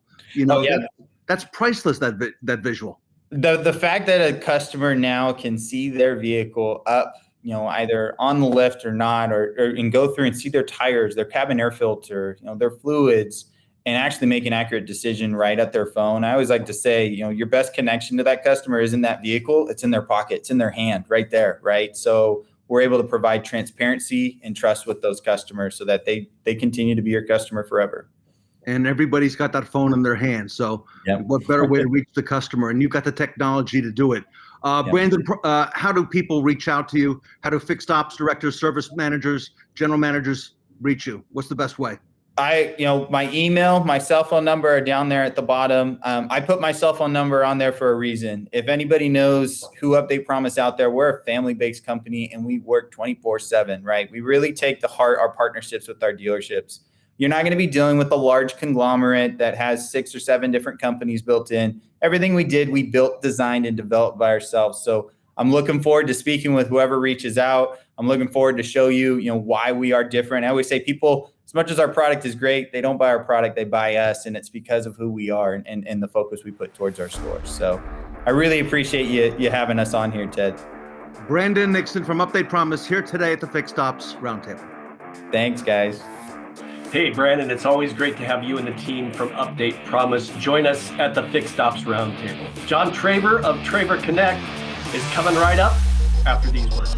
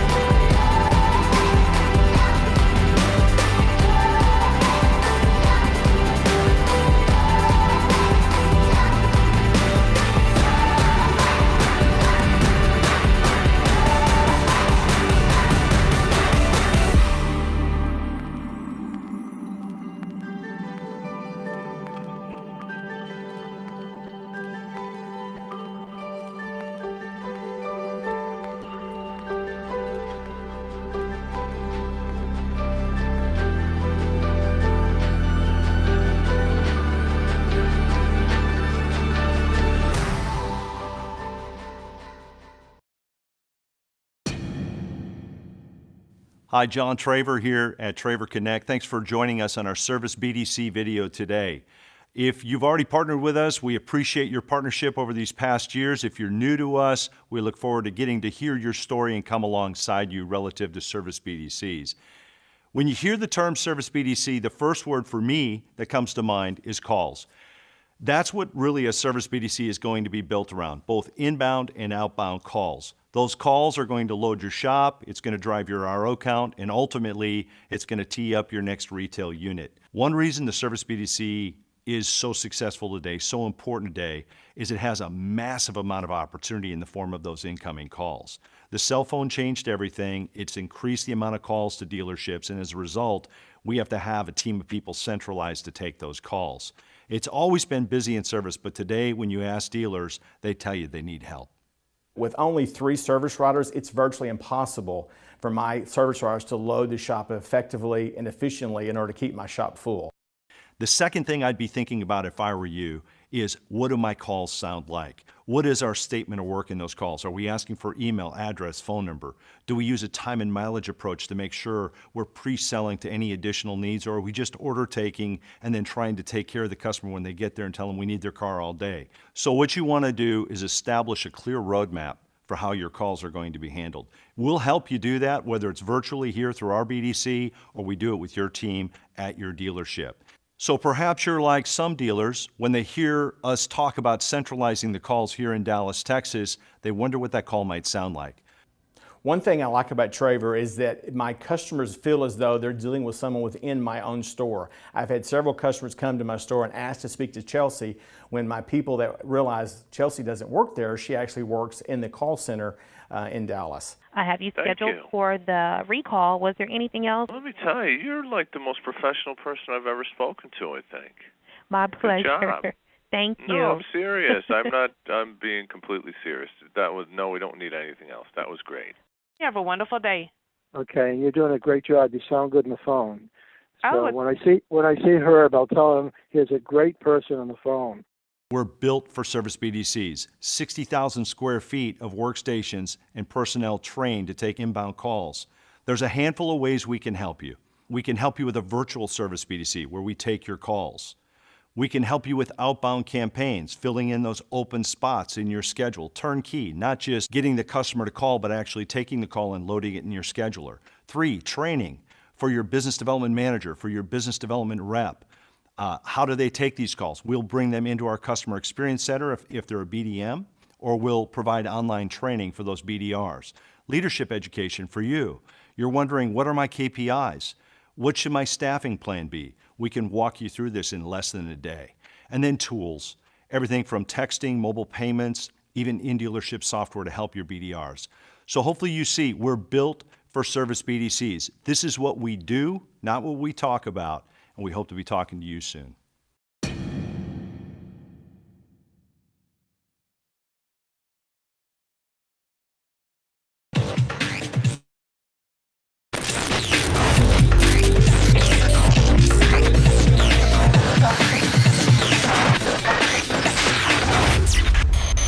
Well, folks, it's always good to have a great friend of the Fixed Ops Roundtable with us. John Traver, welcome back.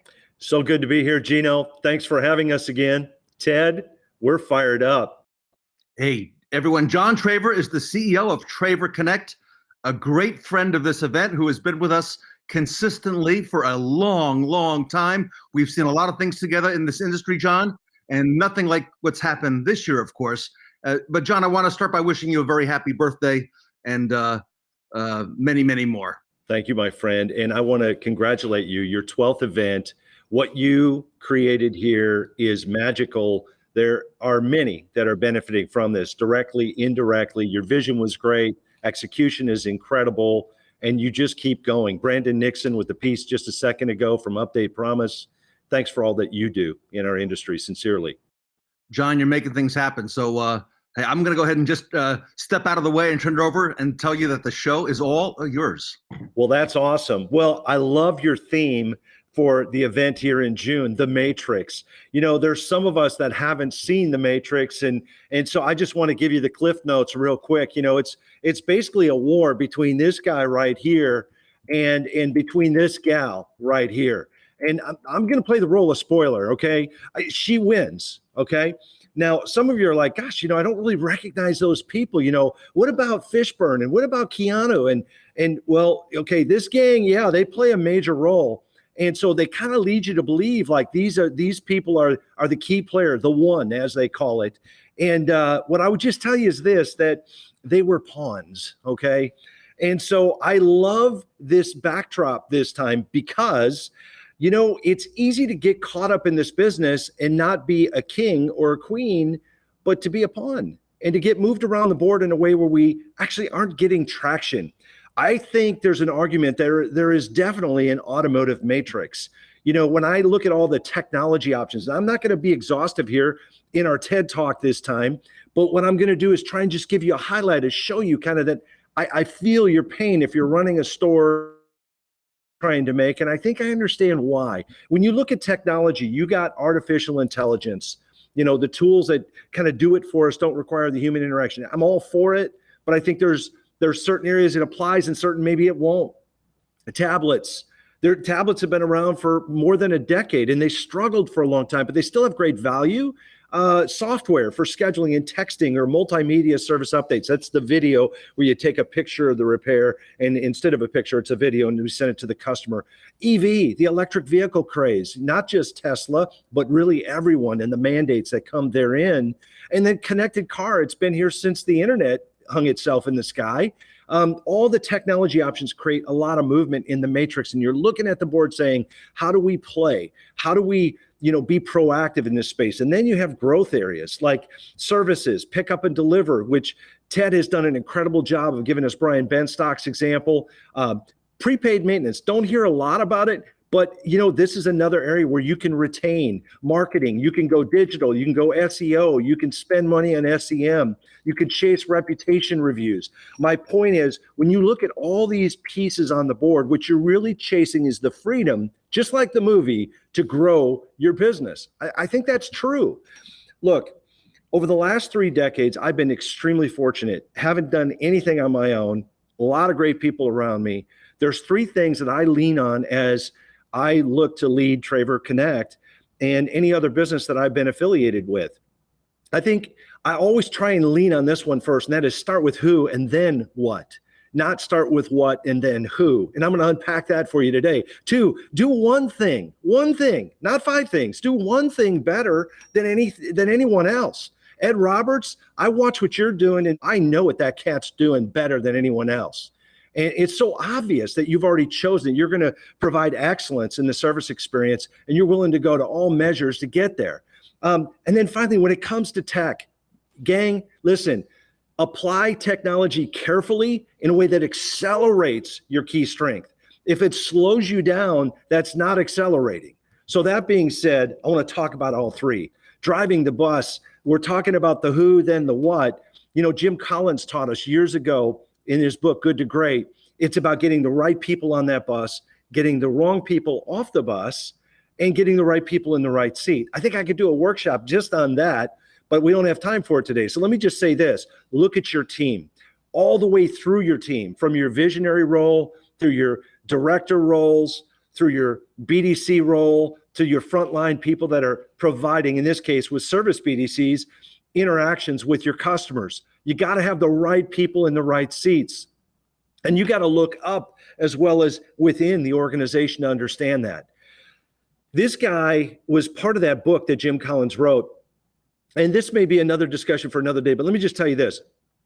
Congress asked him, they said, where are you going to take Fannie Mae when he took over in 81? They were losing $1 million a day, $1 million a day.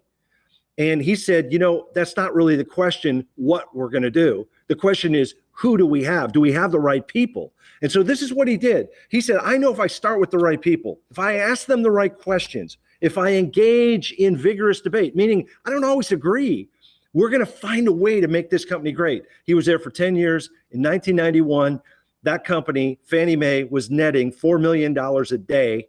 It was 3.8 to 1 in the stock market. I mean, the ratio was out earning the stock market. And so, there were some things about his payment and his retirement, and that's not really the message. The message is the guiding principle is when you have who in place, what becomes easy. I remember in the movie, the architect said, you play a dangerous game.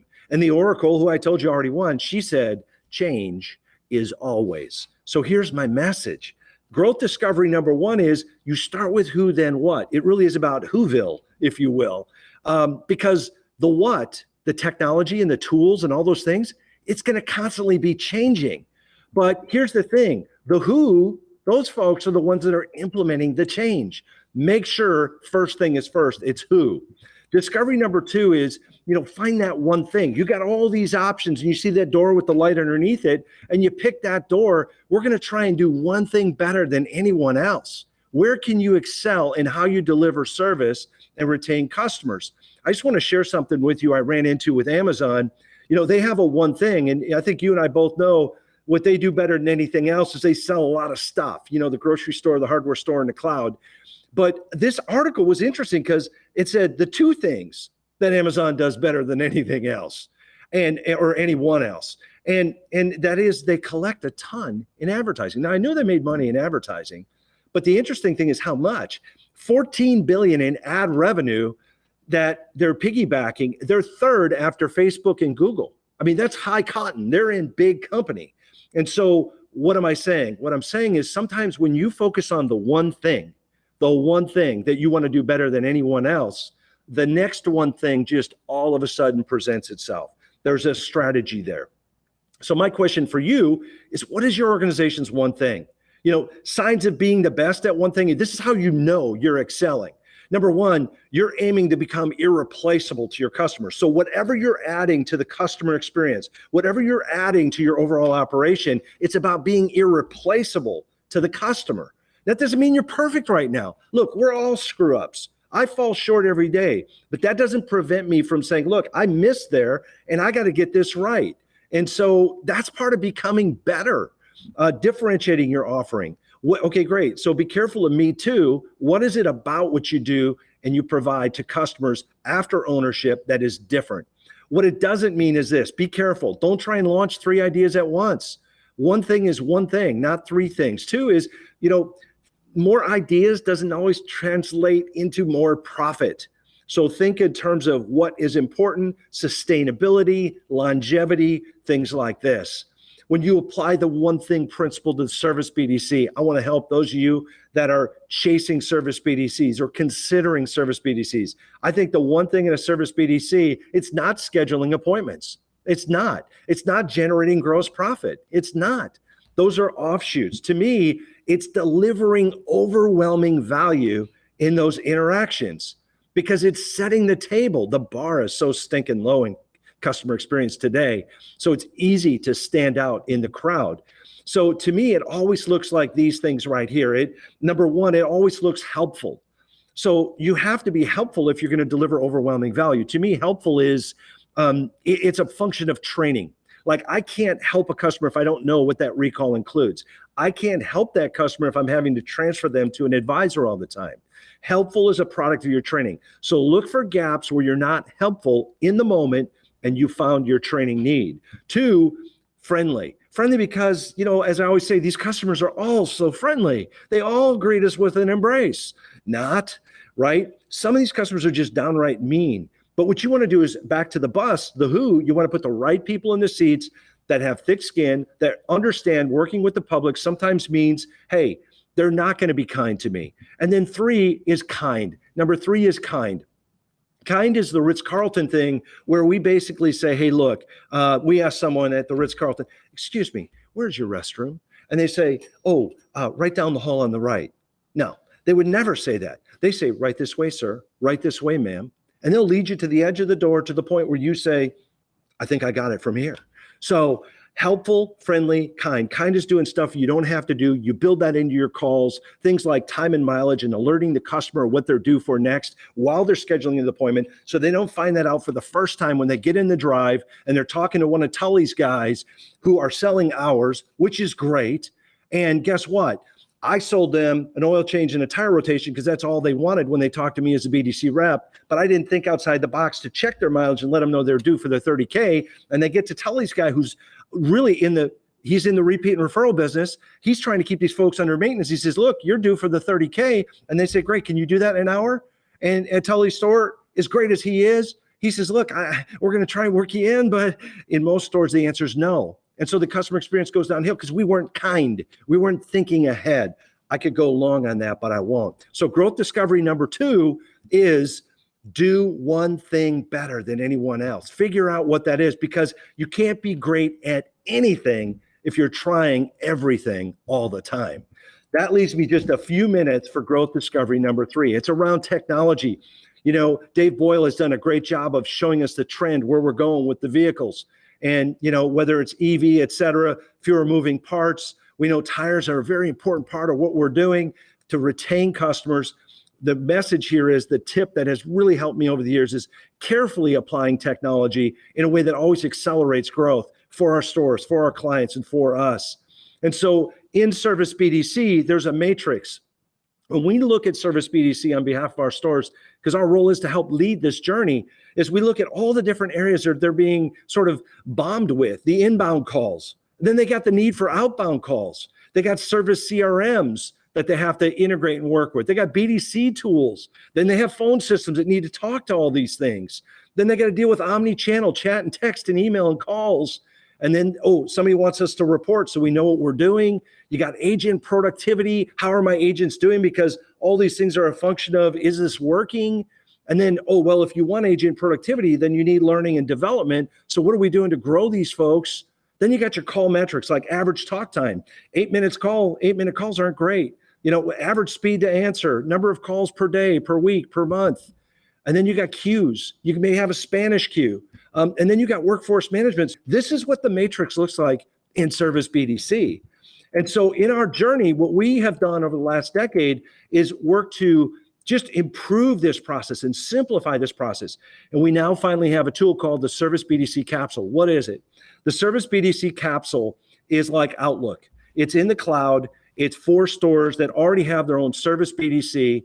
It really literally provides a phone line. It provides the database, the integration of the DMS, the tracking, the training. It's a turnkey platform for in-dealership Service BDCs, and you're looking at it.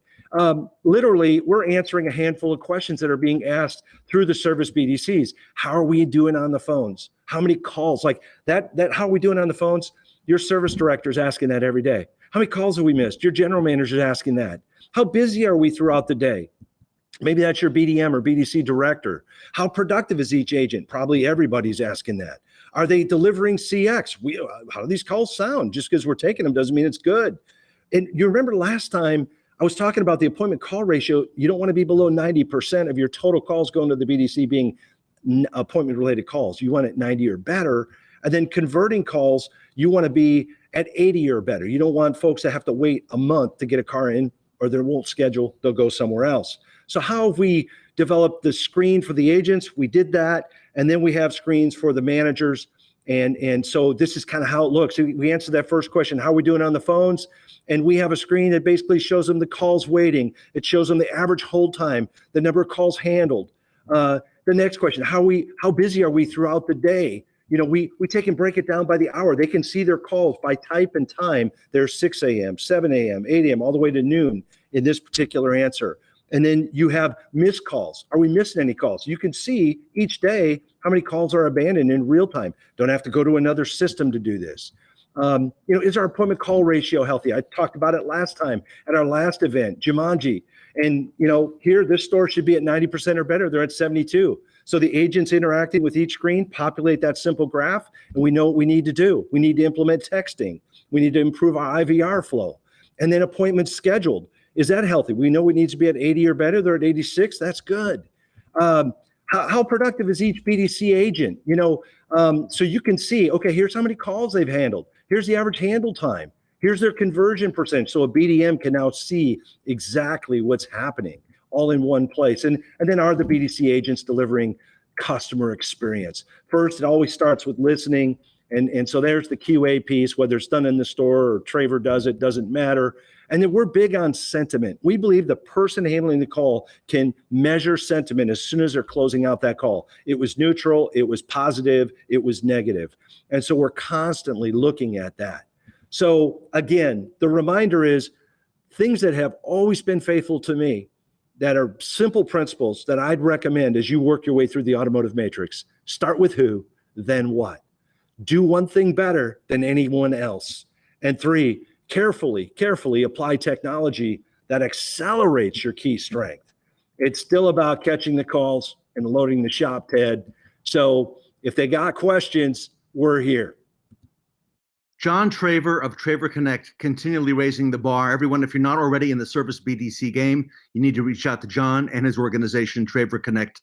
And we wish to congratulate you, John, and proudly announce that John Traver will be our morning keynote speaker at our first hybrid Fixed Ops Roundtable, which is going to be on Thursday, November 18th. So, John, congratulations to you and all the success you're having. Thank you, Ted. Thank you for helping us, being a part of this. Looking forward to being at BG with you in November.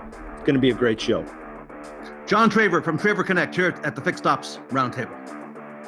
Hey, great as always to hear from you, John. And we are looking so forward to your keynote in November.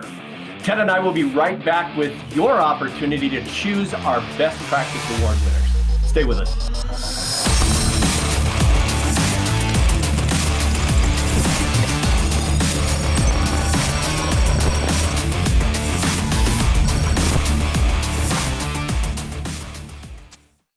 Gene, so much happening. Wow. And still a whole bunch ahead. Wow.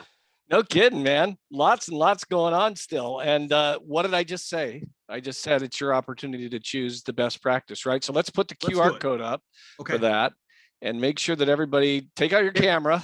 Get your phone, open the camera, pull it out. And there it is. Yeah. Okay. There it is right there. And all you have to do is open that camera, right, on your phone. And when you hold it up to the QR code, it opens up a browser, and then you can see on my phone right there. There you go. And how many folks do they get to choose? So you've got to list everybody of all the speakers since early this morning when we got started. So they're in order. So what you want to do is pick 5 people, the 5 best presenters today who've done the best job. You can only vote one time, okay? And then click submit. And then at the close of our meeting today, of the show, we are going to announce the 5 best practice winners in order of your votes. So you determine the best practice winners, everybody. So this is your chance to vote. Now, I've got to pull this off the screen because we're going to talk about something else here, but don't worry if for some reason you didn't get your camera out in time. Don't worry about it because I will put the actual link in the chat so that you will be able to vote through the link. But we still got other people. What? It's 3:53 here on the East Coast PM, and I have never seen as much activity in the chat as I've seen today. So everyone, please keep it up. If you have questions, make sure that you select from the drop-down box panelists and attendees. This way, everybody sees what you want to share with the group.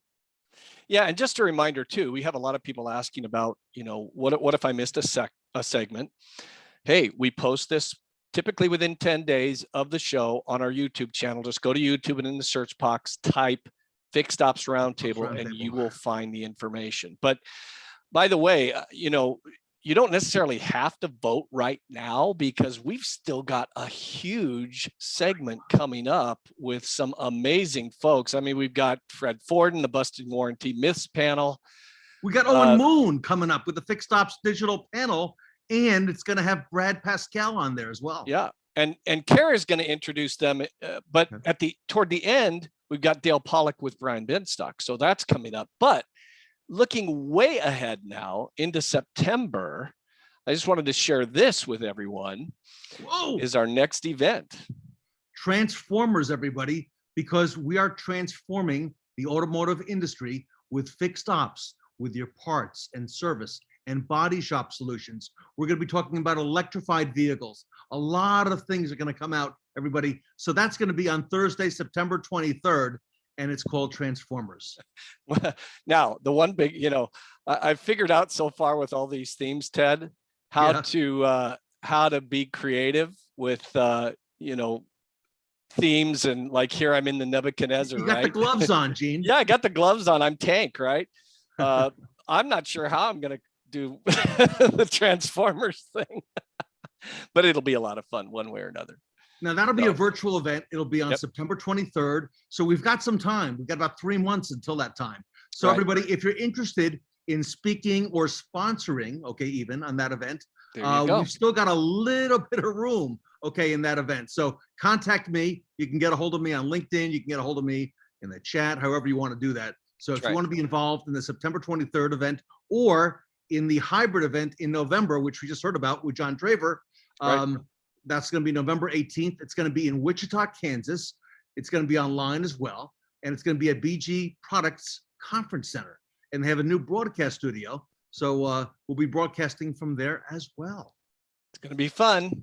Okay, before we jump into those other events, though, we got a lot coming up today. Yeah. We did a lot of work, everybody. We have an amazing segment coming up at the end of the day with Brian Benstock from Paragon Honda in Queens, New York, and Dale Pollock of V Auto talking about the state of our industry. So you don't want to miss that. That's our last segment today before we vote for the best practice winners. And here we go. Here we go. Nobody has ever done anything like what we're doing at the Fixed Ops Roundtable. And there's still more automotive minds to free from the evil architect of the Matrix. So it's time to hear from our marketing and technology panel, sponsored by Fixed Ops Digital. Cathy and Joey from GP Strategies and Art Shaw of Repair Pal. Let's go.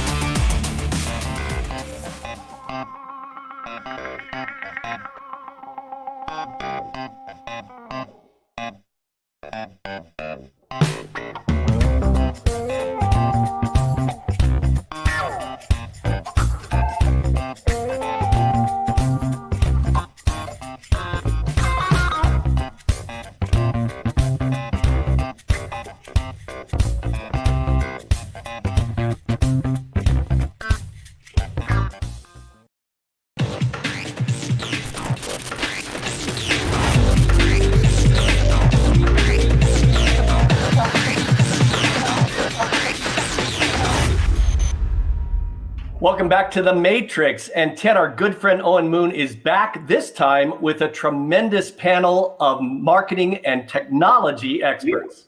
Gene, we're so used to seeing Owen do these segments all on his own, but Owen, you and I thought about bringing in some experts, and I want to introduce everybody first, starting with Owen Moon, who is the CEO of Fixed Ops Digital. Owen, and welcome back to the Fixed Ops Roundtable, of course.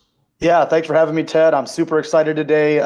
Like you said, I'm normally, putting together my own session to talk a little bit about marketing and technology, but I thought a better plan today would be to bring in some great professionals and experts in our space that could maybe give us a little more insight from inside the service drive. So I have today some great friends and people in the business that I work with in a lot of cases. First off, I have Bill Demaree. He is the Fixed Ops Director at Tom Wood Automotive Group in Indianapolis and amongst other places. I have Shon Kingrey. Shon is the Fixed Ops Director for Step One Automotive. I have Annie Lister from Williams Honda in upstate New York. And I have Brad Paschal, who is actually our regional sales director for the South region with Fixed Ops Digital. So guys and gal, thank you for joining me today. Thank you, Owen. Yeah, perfect. Yeah. All right, cool. Well, as Fixed Ops Digital, we kind of pride ourselves as being the premier service, marketing, and technology company in the automotive industry. And, I thought it would be really good to maybe, bring you guys on and talk a little bit about marketing and technology, but less from the vendor side and more from your guys' side, which, obviously you're in the trenches every day, working with your dealerships, working with your staff. And so, what I want to kind of start with first, and I'd love to hear kind of, some great feedback, starting with Bill, is there any technology that you guys are using today that maybe you weren't using 5 or even 10 years ago to, inside your departments? As obviously as technology continues to change and as things are always evolving, I'm always interested to see what type of technology that you guys have embraced at your dealerships or with your organizations to help you kind of move forward as a company. So Bill, why don't you start, and then we'll kind of open the discussion up. Yeah, it's a great question, Owen. And unfortunately, you can't even go back 5-10 years ago. You can go just a few months ago, as fast as the technology is changing in this industry. As a group, we've started a transition a few years back, and we've gotten really aggressive with it when kind of COVID happened about touchless point contact.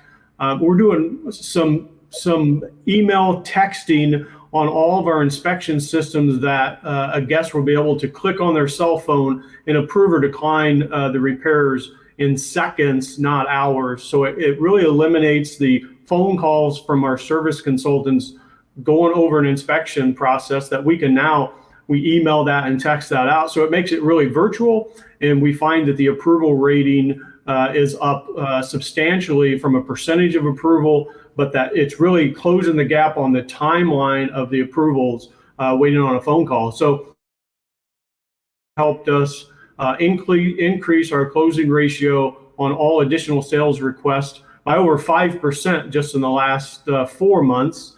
5% on a $5 million worth of ask is a lot of money. So we know that our closing ratios are going up, our sales are going up, and it's all because of the virtual stuff that we're doing based on texting and emailing estimates.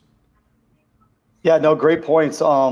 Anytime you can shorten that sales cycle, make it easier, that type of thing. Shon, is there anything you're doing from an inside the lane or inside the drive that is helping you from a technology standpoint?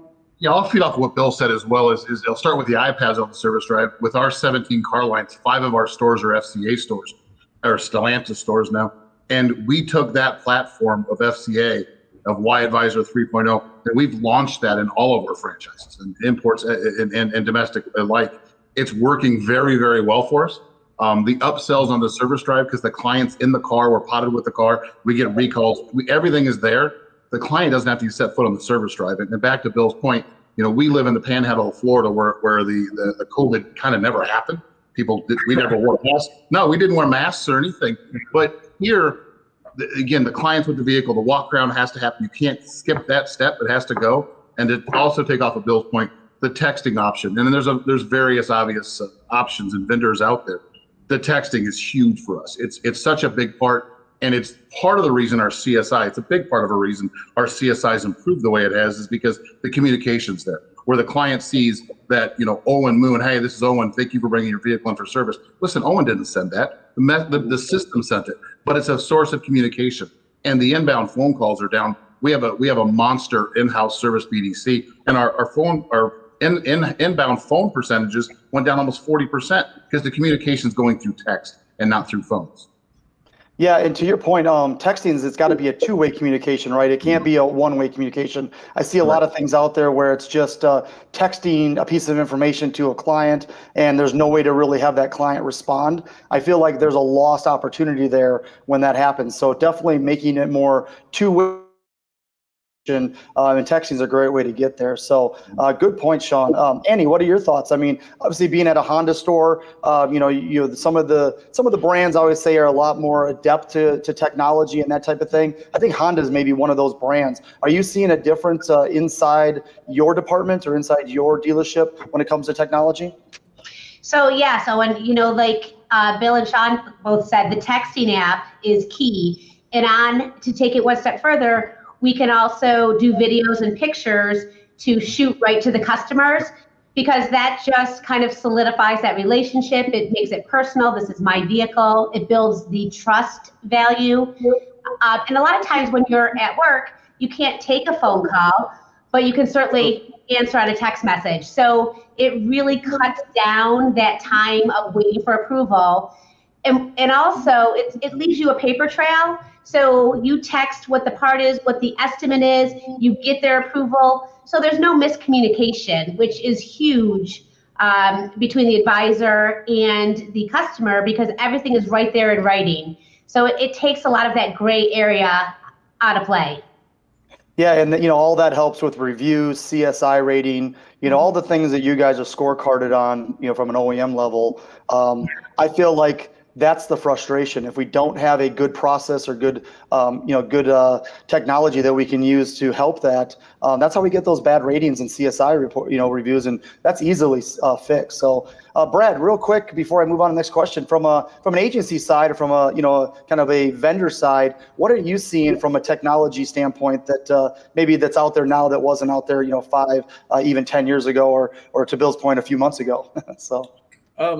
I think one of the things that all of these technologies have something in common, right? They promote transparency, right? Each one of those promote transparency in the service department. And we saw a wave come through the sales department where everything was about transparency. That's you see companies like TrueCar who built their whole platform on transparency. And so that's starting to happen on the service side. You're starting to see competitors like Speedy Oil Changes put cameras in each quick lube bay so you can watch your car to get work on. There's a reason why Owen and I go to Krispy Kreme and we're sitting in line and it's out the door and we don't get mad because we can watch the little donut go up on the conveyor belt and come down and go out the other side, right? So there's a reason why Domino's gained a lot of market share when they came out with the app where you could track the progress of your pizza. So you can track the progress of a $12.99 pizza, but we don't yet be able to track how our car's doing in the service department. So I think that's, as you're looking for things in this space, the most important thing to say is, does this add transparency to my store? Does it complement the process that I have?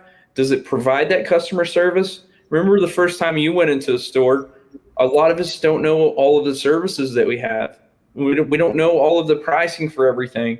We don't understand. We're not technicians. So just keep that in mind when you're going through those technologies. You know, we need to have those services that we need. We need to have that transparent pricing and really take a look at the things that you have now and apply that to it. Yeah, Owen, just real quick, the other thing that we found was most important is how many technicians now trust the system. How many technicians over the years said that service advisor can't sell anything, I'm not even going to recommend it. Now that we're sending it out via text and email, they know it's hitting the inspection, and they know we can now track whether that actually went to the guest or not. So the transparency, what Brad was just speaking about, the technicians now see and feel that, so they're more comfortable in making those recommendations in our stores.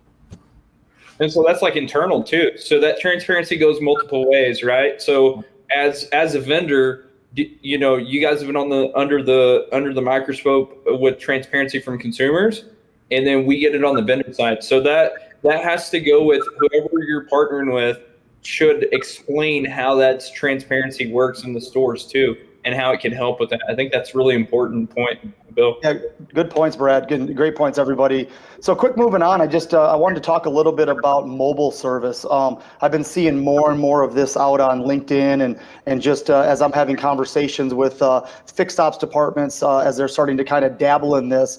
Are any of you, and I'll start with Shon, and then just kind of move along, is anybody using the mobile service side of things for like general maintenance, oil changes, tire rotations, maybe tire replacements? Obviously, you're not doing a lot of big repairs, in someone's driveway, but for someone that's at maybe at work or someone that's sitting at a at their house, have any of you sort of started to embrace that to kind of include that with the overall customer experience? Shon, let's start with you. Sure, it's a good timing too, because one of our core or Q3 objectives was mobile service, and everybody knows Ed, and we've kind of mirrored some of Ed's. We're jumping so much in it. We're putting 7 vehicles in Q3 just on the road, strictly for that. And yes, obviously, and we can talk about I know Brad had talked about at one time with me, the VIP subscription services, and we're working on that, and concierge service. And we have a pay for service that we launched on June 1st that's working very, very well. Part of that is the mobile service, but in a bigger piece of it, it was about capacity. The shops are full. I don't have any more bays at this point, okay? And where I'm at, it's really not how much you pay, it's how much time you get off, because everybody wants to go to the beach. And if you talk about second shift or third shift, it's like you have a third eye. But the capacity issue that is relieved for the express getting away off the service drive is hands down. And what's funny is we're rolling it out, and we're in two of our 7 vehicles are on the road now. The clients are prepaying. There's no money exchange. It's seamless. It's literally probably one of the best ideas we've had in a long time. Yeah, anybody else? That's a great point, Shon. Anybody else have anything they want to add? I was going to mention something about doing 2 shifts, because I know that's been been discussed maybe as an alternative. So Annie, what are you guys seeing over there up in the Northeast? So we do we offer free pickup and delivery of your vehicle. I would love, I love the whole mobile concept, but this is a direct what we can offer without having the huge expense of the mobile trucks. So we have a couple big hospitals near us. We have a couple big factories. So what we have found, and especially during the pandemic, people have kind of been accustomed to having everything delivered to their house. And so most important thing to somebody really is their time. So if you're at work 8 to 10 hours, we come get your car, we service it. Going back to the texting app, we send a secure link. You can pay for it. So it's touchless contact. We bring your car back before you're even out of work. So your day is not interrupted. You get out of work, you can go to the grocery store, you can go to your kids' events, you can do whatever you want, and your car is already serviced. So that has really taken off. And again, I really believe that this pandemic has taught us to be a little spoiled. You know, I always talk about DoorDash. People don't care. They'll pay $20 to have a cheeseburger delivered to their front door. And they don't care, they pay it. So because of the convenience. So we offer this service free, and it's a convenience for our customers. So that's taken off very well. Yeah, great points. Unfortunately, with DoorDash, it's making it a little more convenient for my kids these days. But I get what you're saying. So, Bill, anything on your end that you're seeing from a mobile service standpoint? Yeah, unfortunately, we don't have the problem that Shon does. That everyone wants to go to a beach. We're in Indiana, and we don't have beaches here. We do have Indiana Beach, but stay tuned. We are getting in the mobile service. We're just a few months away from launching a mobile service with our company. We're just not quite there yet. Same as Annie, we do a lot of pickup and delivery at some of our Highline stores. Our store up in Minnesota, our Honda store, our Lexus store in Indianapolis does a lot of pickup and delivery service, but we've not been able to tap into the mobile service from a profitability standpoint. But we think we have it figured out, and you'll see us on LinkedIn soon with a whole new product in probably 60 days. Awesome. I'm looking forward to that because you guys are always kind of on the front end of stuff. So that's awesome. Brad, why don't you finish us up on this? Anything in your thoughts from a marketing standpoint on how to, maybe get some of that information out there a little clearer for customers? Yeah, I think this is interesting, right? So this is a cool topic because it's the same thing we talked about the transparency side. On the sales side of stuff, we were forced to service customers on the sales side whichever way they want to be serviced, right? Whether it's mobile, whether it's pickup and delivery, whether it's late night drop off, early bird pickup, there's a lot of different ways that you can service people. It's kind of silly to me. I live in Texas, right? So I'm going to do some redneck stuff. So you can go out there and there's a farrier that will come out there and chew your horses. You don't have to take it to the farrier, right? So why do you have to bring your car into the service department? There's a couple different things that are going to be interesting that I think are going to be big conversations out there. The first thing is the mobile service and how that's going to work. But the problem right now is a lot of people are having trouble getting technicians. That's a big thing that's going on. So that's something that is going to be a big conversation about hiring technicians. And the second part of it that's going to be huge, I'm interested to see how OEMs are going to react, is standalone service centers. So with Google My Business being so important right now, and with proximity being the major ranking factor when people are searching, a lot of big dealer groups are looking at putting service centers on different parts of the city to have standalone quick lube and service centers and stuff like that. So I think those things are going to be some solutions to the problems that come up. I think those are going to be some really interesting things that are going to come out there. But it's just, you have to make sure that whatever process that you go with or whatever solution fits your market, a mobile standalone service center might not make a sense right where Brian Benstock is in the middle of New York City. But out here in Texas, where you have a bunch of land and you can buy land pretty cheap and you can put one over there, that might make a lot of sense. So I think it just has to match whatever the experience is in the store. And that's the most important thing when you're doing that. And just educating those customers of what that process looks like, right? That's super important. And then creating a brand umbrella, right? So branding that thing separately, but it's still under the umbrella of the brand there locally is super important too. Yeah, great points, everybody. I'll end with technology before we kind of move into marketing, is that, technology can be great as long as you're using it, right? And the thing I always say is that take the pieces of the technology that sets you apart and let's turn those into our why service message, right? If you have mobile service, if you have pickup and delivery, one of the things that we did at Fixed Ops Digital when COVID came out was in about 5 days, we built 500 pickup and delivery pages for our clients.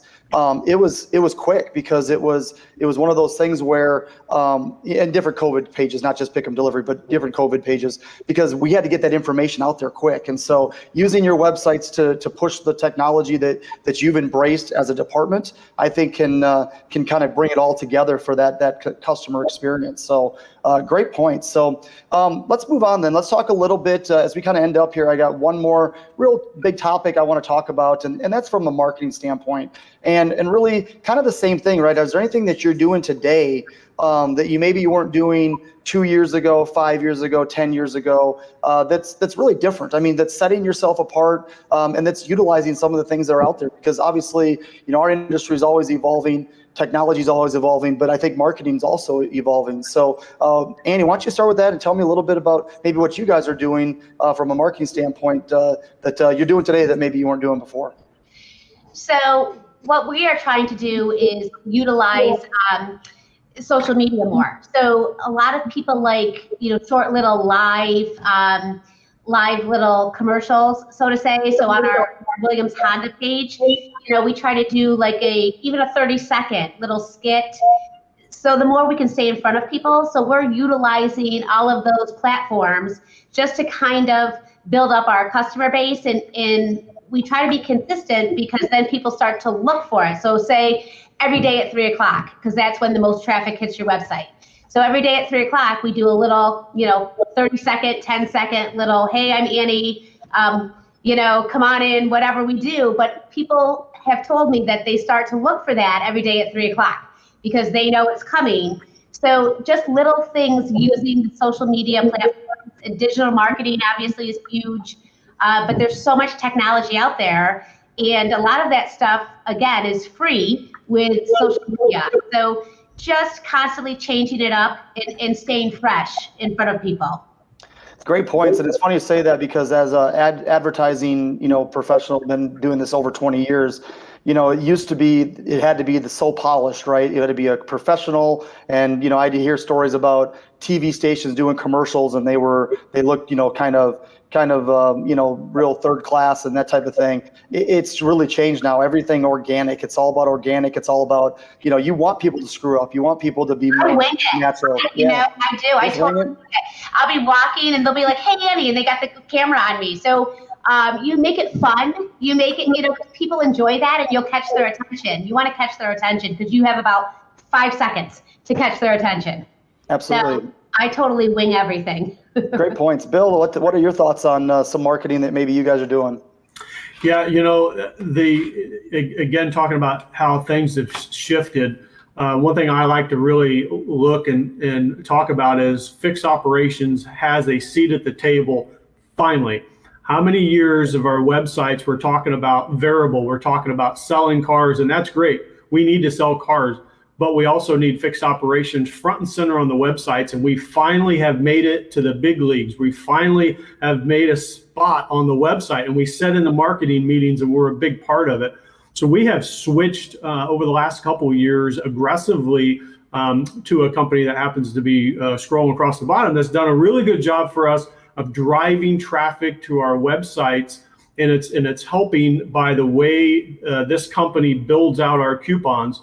I no longer have to worry about, are my store's coupons expired? I don't have to worry about what kind of coupon is it valuable that's on there, because that company helps us build it out for the year. So I can look at all the stores and see exactly what's coming, and it's tracked because we're driving traffic to that site. And by driving it to the site, it's picking up the coupons, the stores, and they're coming in. We can see it, we can feel it, and we really like being a big part of the website finally. Yeah, as you said, kind of when we were kind of going over this, you're finally in the show, and I love that analogy. And I'll just kind of preface that there is a certain way to do it that actually gets the results with with the search engines and the way Google and that type of thing. Using code injected or iframe type software can sometimes cause a lot of issues with Google being able to read that stuff. So you just got to do it a certain way, and I obviously putting the information, being transparent, as Brad mentioned before, it goes into your marketing as well. So great points, Bill. Shon, what are your thoughts? So what we're changing and where our Q3, Q4 objective is, and Owen, this is where you're going to come into play, obviously, is, we're service guys, service gals. Sorry, Annie. We aren't marketing people. We don't know marketing. We don't have degrees in marketing. We're old school people. I've been doing this for 27 years. We know coupons. We know oil change coupons. That's what we've known for years. Now we're getting to the geofencing thing, which, again, a year ago, to Bill's point, you wouldn't even know how to spell geofencing. But looking at now where we're at is we're going to go geofencing to the body shops. When a client goes to a body shop, we're going to geofence them and market to them, because right now you can't get sheet metal. And to Bill's point, you still got to sell cars, or Owen, your point, we still need to sell cars. Great. If they sell a car out of a body shop vehicle they can't get fixed, that's good for us. Okay. We're buying a parts franchise. As a client goes to a parts franchise, a competitor of ours, we can geofence advertise to them and let them know that we exist. So to us, one of the biggest shocks or changes for me in 21 has been the geofencing and opening my horizons to it and looking with the traffic that it will draw to us. Yeah, 100%. And it's funny, I was talking geofencing back in 2014 at a lot of different conferences and that type of thing. And of course, it was all for the sales side, but now we've sort of seen it all kind of evolve into the service side of the business, fix ops side of the business. And of course, fix ops has many pillars too. It's not just about service, it's accessories and parts and tires and all those different things. So, Brad, why don't you kind of maybe finish up with our marketing discussion from what you've seen, obviously, with, working with different clients and just being an ambassador for the industry. What are you seeing out there? Yeah, so I'm gonna say two things. So I knew Owen when he was doing geofencing, Shon, and I didn't buy from him, so he had to make me come to work for him. So when I was in the dealership, so I'm gonna take my fix ops hat off for a second, which I don't do very often because I have no hair. But what I'm gonna tell you is, like, it all starts with knowing where you're at. And so many people don't know where they're at on fix ops. They don't know how much traffic's going to their website. They don't know where it's coming from. And I'm trying to think, like, when I was in the dealership, like, what reports would show me how much traffic? When's the last time someone sat down and segmented out your traffic, sales, accessories, parts, service, and told you, hey, you had this many people to your tire page. They came from Google My Business. They came from here. I did a recent study, and 58% of organic traffic that comes from your Google My Business.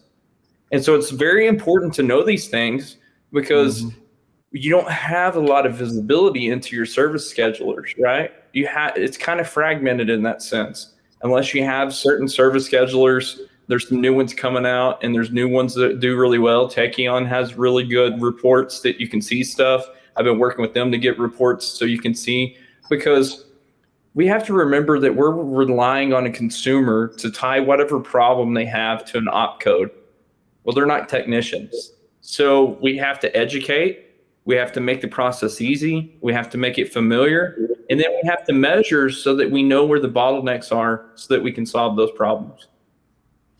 Awesome, Brad. Well, you know what, guys, and Annie obviously as well. I thoroughly enjoyed our conversation today. I hope everything that was kind of discussed was something that maybe got somebody on this show thinking about, what they can do to sort of take their fixed ops department to the next level from technology and a marketing standpoint. So with that, I really appreciate you guys being on the panel. And Ted, I see you jumping back on there. So I'm gonna pass everything back to you, my friend.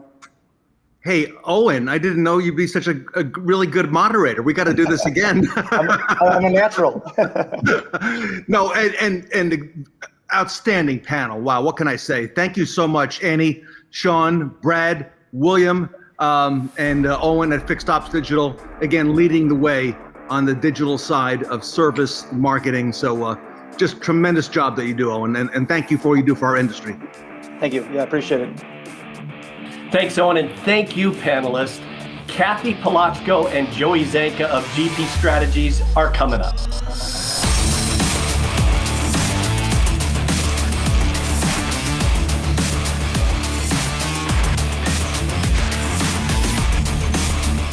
Well, Ted, we are so excited about this next panel with Cathy and Joey from GP Strategies, and a very special announcement about the Automotive Retail Academy. That's right, Gene. We're very honored today to have with us Cathy Palochko and Joey Zanca from GP Strategies, who are about to tell us a little bit more about the upcoming Automotive Retail Academy. Cathy and Joey, welcome to the Fixed Ops Roundtable. Thanks for having us, Ted. Thanks for having us, Ted. Cathy, I was so excited to hear a little bit earlier this year about your upcoming initiative and the training you're going to be doing to help bring more general managers into the field and grow the dealerships. And very excited about what we're about to talk about. And Joey, you and I have worked in the past as well together in another life back at Toyota. We did, long time ago. Great to work with you again. Hey, it's exciting, and up until now, Cathy, if I may, your company, GP Strategies, is not a name that is well known. May I say in retail automotive, maybe by the dealership on the dealership side, but you are well known on the OEM side, behind the scenes, and for many, many years. Cathy, tell us, what's the background on the company? Sure, Ted. Thanks for asking. So GP Strategies is a global workforce transformation partner to both OEMs and to dealers. We do some direct work with dealers as well. Our automotive practice is really made up of two legacy businesses, Sandy Corporation, which a lot of you may have heard of, and TTI Global. So if you're a General Motors or a Hyundai dealer, you may well have a Sandy trainer in your stores on a regular basis. We literally have hundreds of trainers and consultants in dealerships around the world every day, supporting knowledge and skill development in both sales and after sales. All told, we've got over 50 years of experience in automotive training and marketing. So deep knowledge in automotive and really deep boots on the ground experience. And Cathy, that's nationwide and worldwide, actually, on the OEM level. You've got great talent, and you bring these initiatives into the dealer world. And I've always been enamored of all the thought and preparation that you do to make sure that the initiative is current, and it's just the best in the industry, Cathy. So congratulations again on all the success that you're having. Thank you. All right, Joey, so I've got to ask you, I heard about this initiative, Automotive Retail Academy. Now, up until now, I've known that there's only one legacy provider, and I won't mention them by name, who trains upcoming dealers, via an academy and upcoming general managers. What exactly is Automotive Retail Academy? Well, Ted, it's a modern retail curriculum for dealership managers and those who are aspiring to be dealership managers. And it's digitally enabled, so it's available to them through any device, anywhere, anytime, at their convenience and when they're ready to learn and listen. Currently, it's for general managers and some frontline personnel, but just a bit later, it's going to be available for all dealership managers' positions. The program covers operational fundamentals and leadership skills, and it's based on what we like to call forensic management, and has the financial statement as its foundation. So we work backwards to determine the decisions and behaviors that are behind the numbers on the financial statement.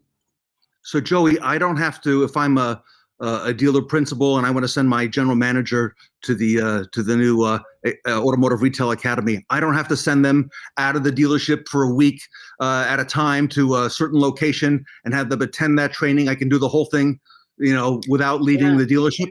Yes, they're probably going to use 3 to 6 hours a week, and some of it is going to be online, but then there's a lot of interaction too. They have a class that they're part of, and there's moderators and faculty, and a lot of personal interaction.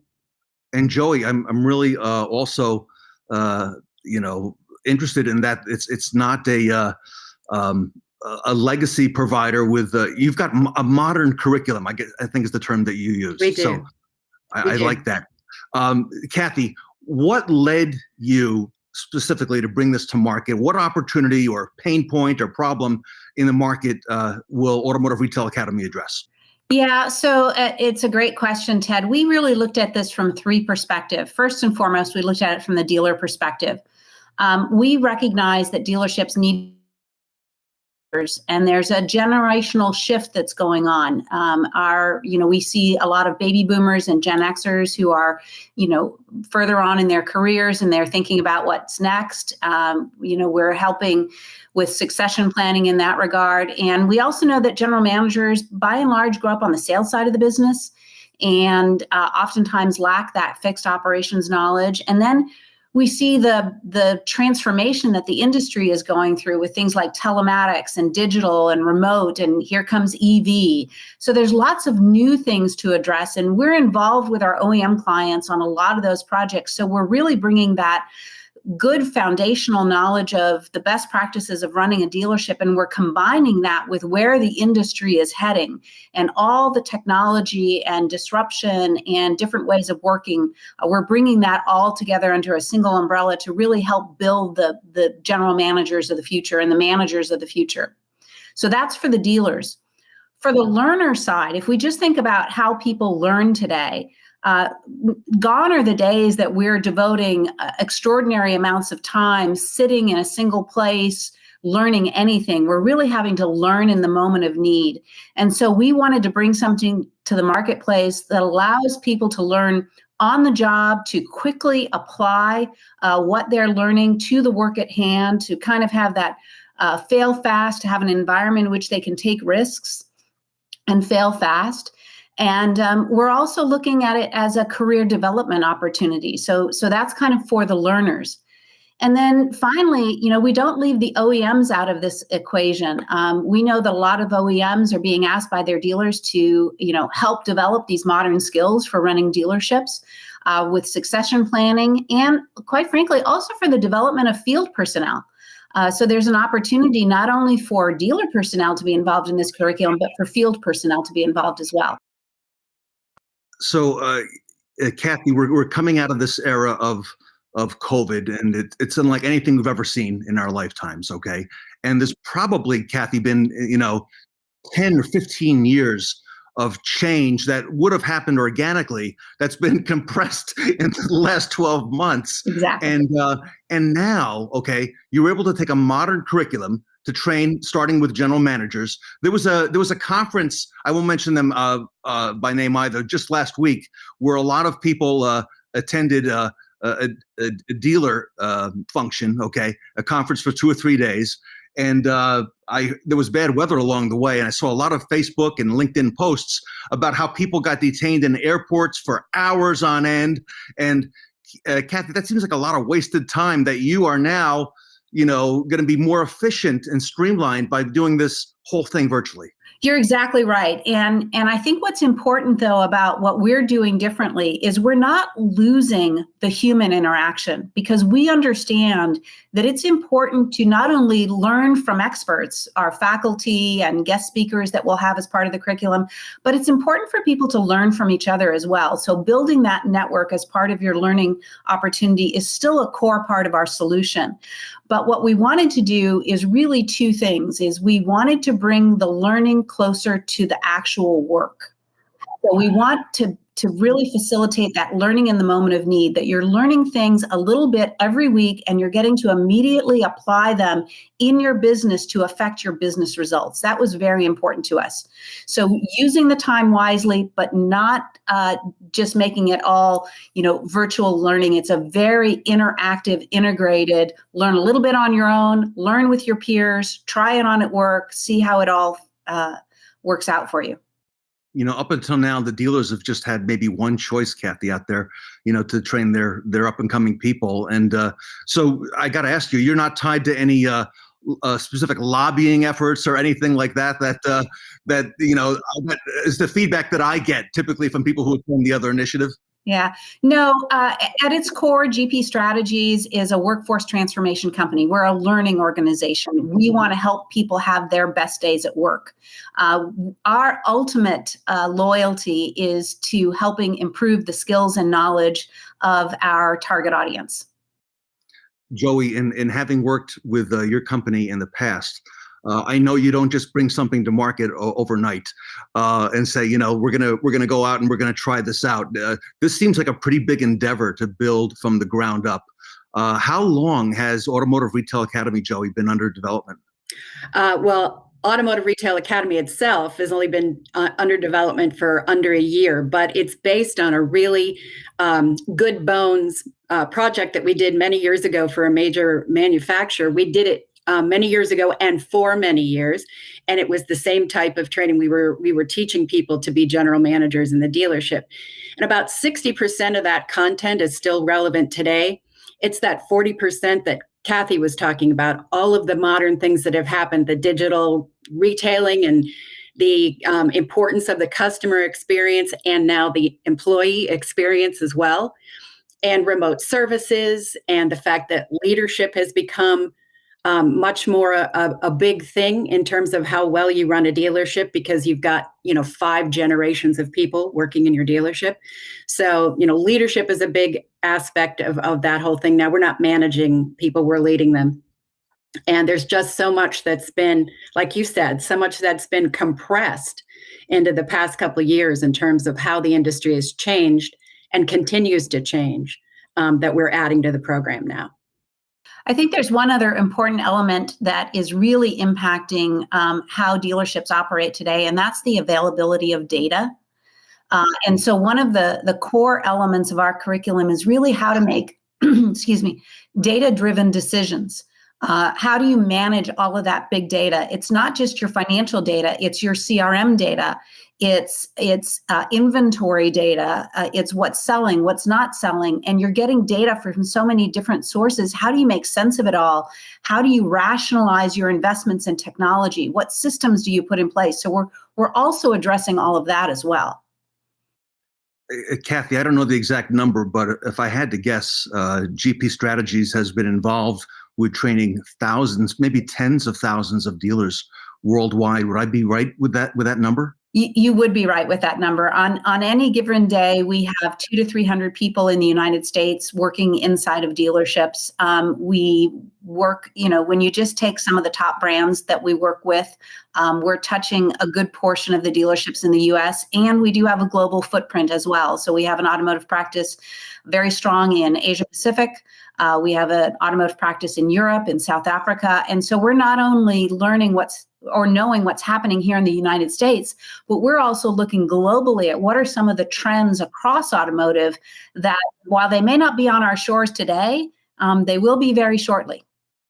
So I don't think there's anybody else with this type of experience or more qualified to deliver this than GP Strategies. Cathy, one of our speakers coming up a little bit later today, Brian Benstock of Paragon Honda, has a saying. He says, from the consumer's point of view, that if you can't go ahead and use your mobile device and make a purchase decision or get that information with a couple clicks of your thumb, that it's kind of out of date. So you've addressed that with this curriculum so that the learners can go ahead and apply what's current and happening right now, what's going to happen in the marketplace, and that's all built into your curriculum. Am I right? You are correct. And in fact, one of the elements, the platform on which our curriculum will operate is going to be available on any device. And we are also committed to making sure that you're not only gaining access to the content as you're learning it, but that you're able to later access that content as you need to reference it. Because we know today that it's just not about what you learn in the moment, it's how you apply that knowledge in the context of business. So you have to also have access to the information and to the resources over the long term as well, on demand. So if I'm a dealer and I'm interested and I want to get involved or get more information on this, Cathy, where do I what do I do? Well, the first place to go is visit our website, gpstrategies.com/automotive-retail-academy. You'll find some information there. There's a brochure that you can download. You can fill out a form to have us contact you and have a conversation about how we can make this curriculum make a difference in your daily operation.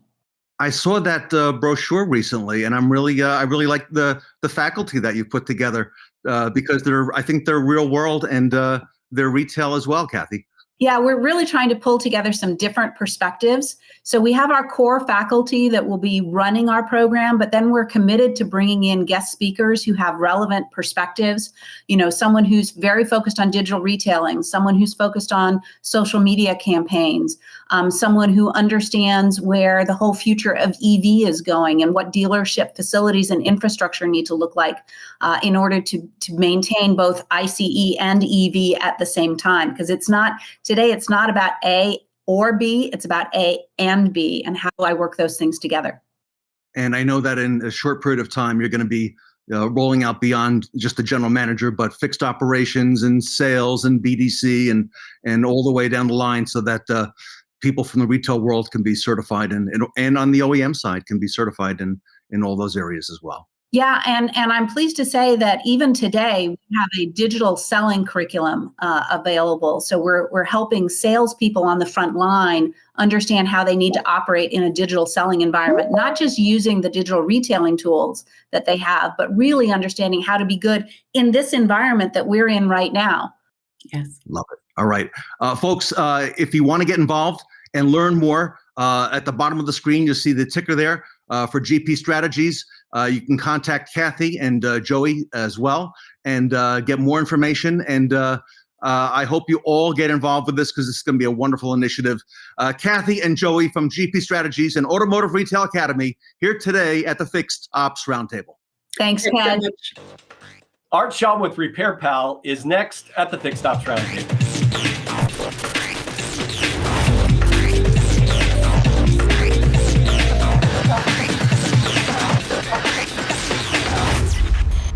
Well, great information, Ted, from GP Strategies. And now we're excited to welcome to the Matrix, Art Shaw. We want to go ahead and welcome back, Gene, Art Shaw, who is the CEO of Repair Pal. Art, welcome back to the Fixed Ops Roundtable. Thank you. Pleasure to be here. You know, a lot of talk today about the technology part of the industry with the Matrix theme that we have going on. And, you know, one of the things that I keep hearing recurring is that, you know, we've got a great industry right now for the car dealers, especially the last 4 or 5 months, but it may not be this way forever. Things have a tendency to change in the car business, and the time to put the roof on the house is when the sun is shining. So what are your thoughts on that and on the industry as a whole before we get started? Yeah, it's great to see the robust sales and activity over the last quarter. You know, I think over time, we've seen already pressure on new car pricing, and we've seen volumes at levels that probably won't increase dramatically from where they're at. And I think there'll be increasing pressure on used car pricing from different models that have different cost structures coming to bear. So this has been a great last quarter, maybe next quarter too. As you know, we kind of come back to closer to normal, getting the system back aligned. But in the future, I do think there'll be more pressure on car sales. And the big advantage that the dealer has is the fixed operations departments with service and parts and body shops. So I got to get your view on that. Why do you think that a lot of people don't use the dealer for the service needs? There's no question. In terms of those forces coming, one of the things that the dealers have as a critical advantage is the local real estate and the local ability to service a car that some of these new models don't have.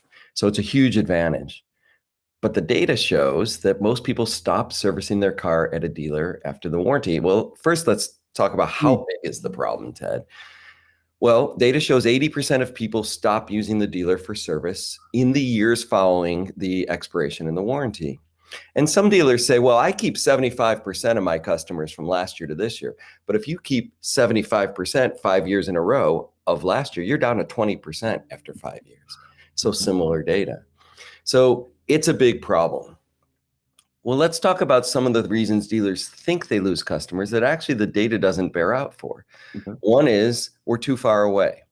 Actually, customers are willing to drive for the repair event, the unexpected repair event, if they trust the location. Second reason dealers often cite for what the problem is, well, we have bad service. I can't train my folks to be consistent enough. Well, dealers have done a great job, especially in the fixed ops area, improving, it's not perfect, but improving the CSI scores. So what's the reason people don't get their cars fixed at the dealership? And it's one reason, and it's price. Consumers are worried that dealers are gonna overcharge them. It's that simple. And we were hearing a lot today throughout the event about transparency and price, and how we've got to get all that together. So tell me, you're the CEO of Repair Pal. How does Repair Pal help solve that problem? Yeah, thanks, Ted. From the start, Repair Pal has been dedicated to providing help to consumers to find a trusted place to get their car fixed. So what is our view of trusted? It's high quality, which is key, which of course dealers provide, great service, and fair pricing. So we built an estimator long ago to help people understand what is a fair price. And we built the estimator with dealers in mind. Again, high quality repairs. So it includes in the estimate of a car repair by make, model year, zip code, and repair type. It includes OEM MSRP as part of the range, and it includes average dealer pricing because we think that's fair and consumers should pay the right amount for high quality repairs. Then RepairPal evolved. And we took that and we went further to decide what is a trusted place to get a car fixed. And that includes pricing, quality, and satisfaction. And today we have a 3-sided marketplace. We have 2,800 independent shops because we started with the Wild West of independence. We have over 5 million uniques, Ted, every month coming to our site. And they look for car repair information, including where to get their cars fixed.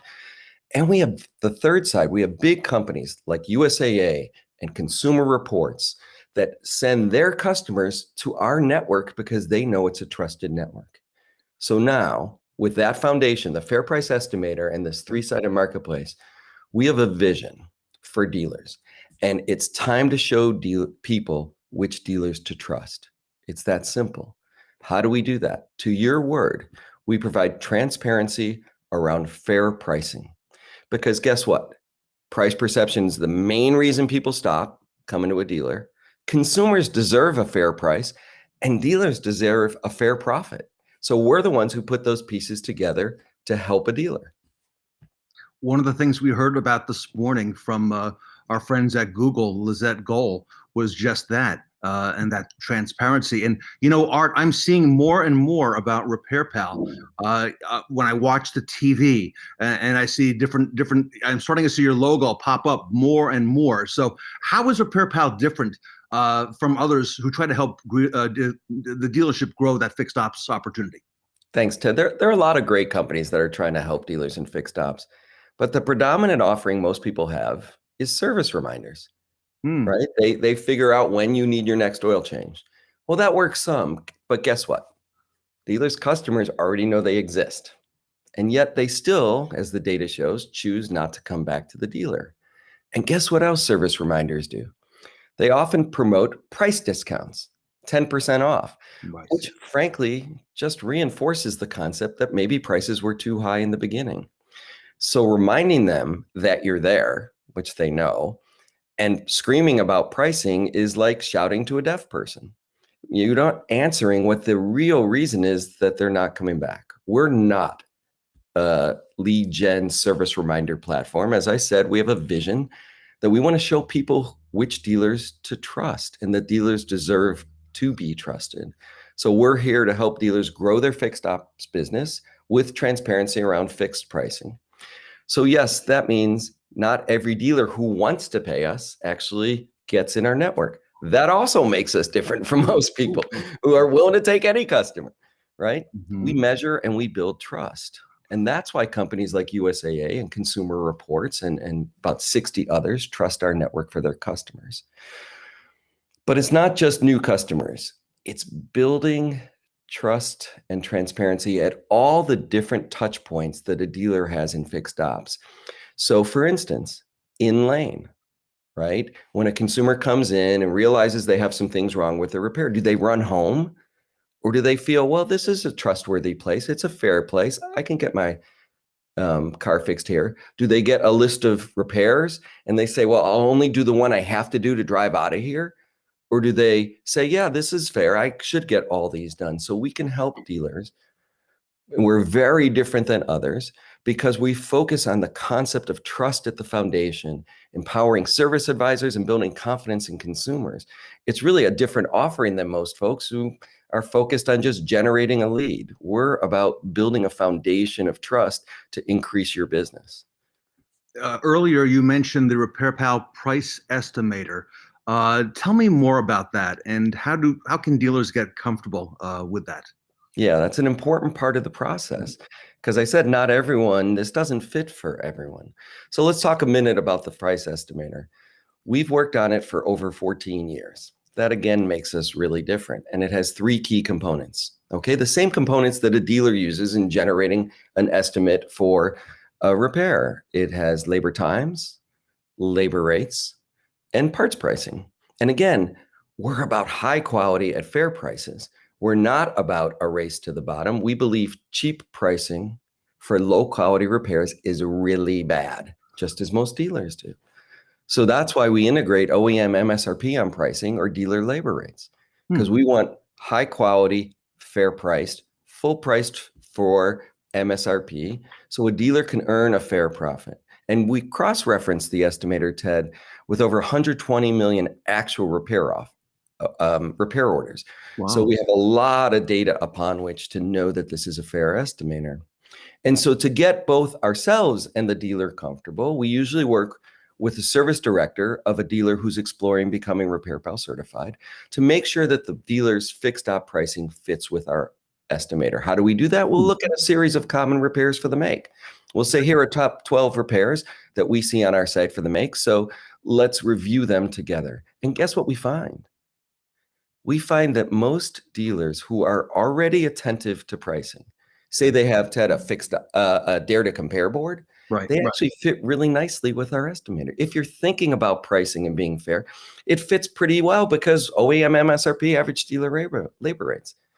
So then when a dealer does become RepairPal certified, then when we both get comfortable up front, we spend a fair amount of time with a dedicated account manager for a dealer, helping the service advisors get trained on how to feel comfortable and present the fact that you're fair price to consumers to build your business. It inspires them. We instill confidence in your service advisors by helping them feel good about your pricing and discuss it, which then leads to increased upsell at the moment, conversion in lane, and over time, warranty retention as well. So we instill confidence in your people and with dealers people, and then with signage and training, we show the consumer that you're fair priced.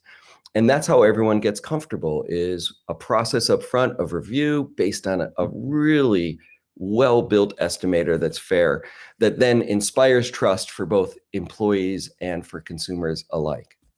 You know, I'm thinking back over time. You mentioned that dare to compare board, and I'm going back, you know, maybe 15, 20 years. That was maybe one of the first steps. And a lot of people in the industry have done that with success and have gotten away from that because technology has changed things. But you've really taken that to an entirely new level for the dealer in providing that trust and transparency and doing that in a way that the customer is comfortable with.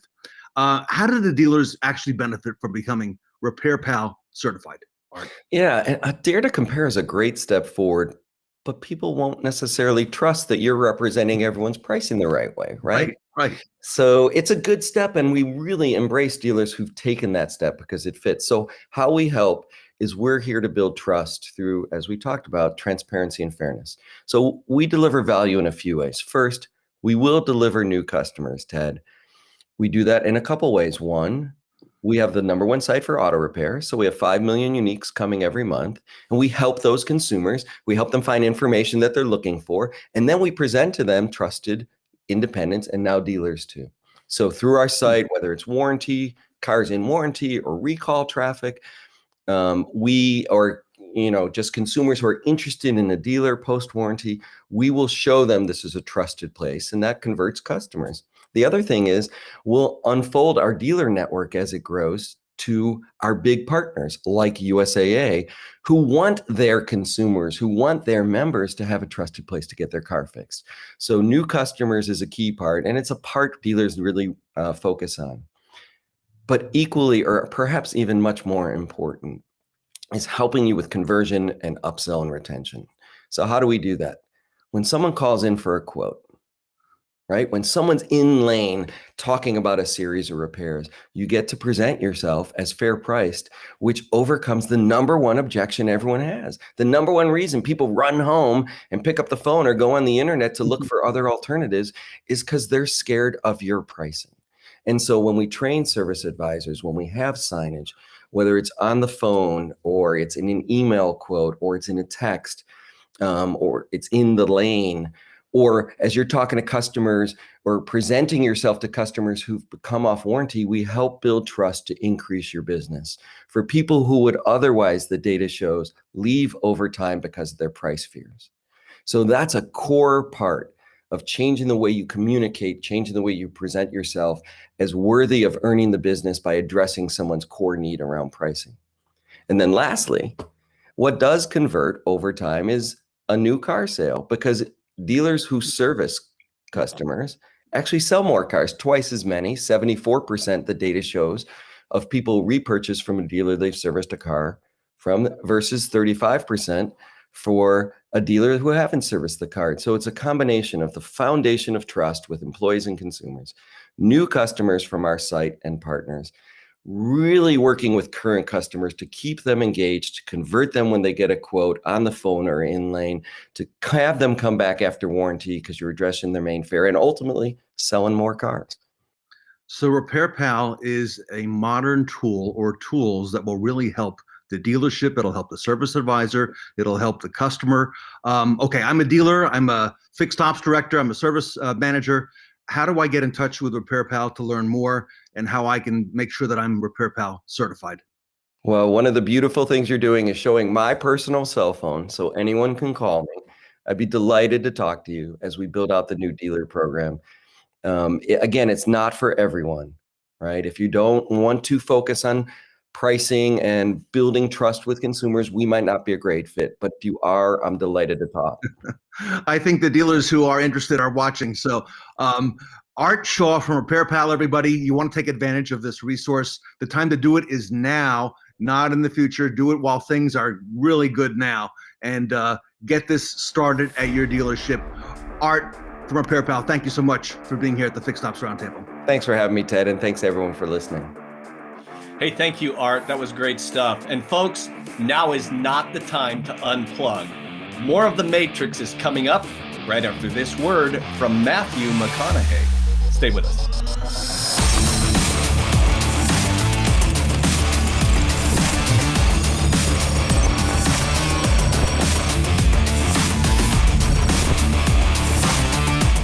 All right. Not many people know this, but Keanu Reeves asked me for advice about playing Neo, especially how to act when he first got into the Matrix. I told him to do what I'm going to do when I get elected the governor of Texas. Don't walk into a place like you want to buy it. Walk in like you own it. And that's how our next guests operate, including Fred Forden of CDK Global, the gang from Busting Warranty Myths panel, Anthony Montero of Traver, and Dale Pollard with Brian Benstock, all coming up. All right. 80% of consumers stop using dealers post-warranty. So when a customer walks out the door for the last time, you lose money. 250 million cars on the road. 2/3 of drivers believe dealers overcharge for repairs. 58% of people want to drive their car to the graveyard. Okay, that's great. Now it's time to get it fixed. Where do you go? Who do you trust? Over time, almost everyone leaves because of price. So dealers need help. RepairPal, a third-party verification site connecting millions of customers to high-quality repair shops. We certify that you are high quality and fair priced, reviewing labor rates, parts, tech training, customer reviews. Then our customers find you on our trusted website. We're the #1 search site for auto repair. Service is an incredible area for dealers to build their business. The nation's largest network of independent repair shops, now scaling to dealerships. We're perhaps the only real way right now to have a consumer understand that you're fair priced. Our respected partners bring RepairPal to millions. We want those dealers to earn the business. We want to help them show that they're fair priced because it's a great option for consumers. The good news? 81% choose quality over price. RepairPal customers spend real money, an average of $600 the first time they walk in the door. With no long-term contracts, we have to deliver. And if you're fair priced, and instead of losing 80% of the customers, you use a few fewer, it's huge. 2% more that stay is 10% of your growth. Don't let customers walk away.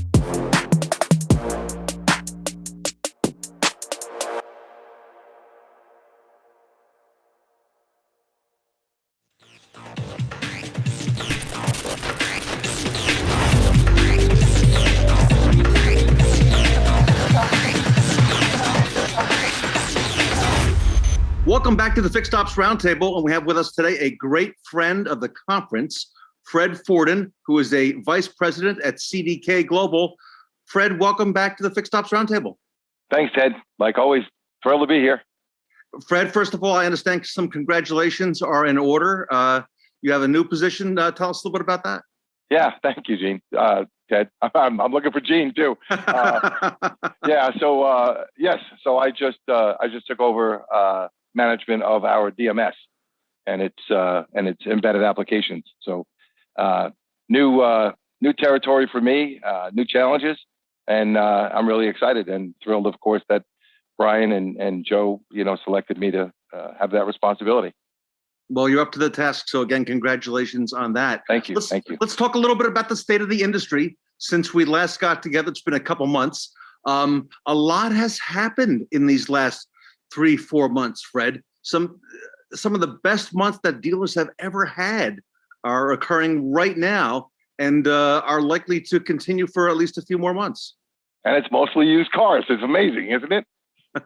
I was driving down the main road here in Raleigh, where most of the dealerships are, with my wife the other day, and I pointed over to one of the stores and pointed out how angled and spaced the new vehicle inventory is, because they want the lot to look full. But so now she's driving around and pointing them out to me and going, "Wow, you were right. Look at this one and look at that one." So it's pretty unique.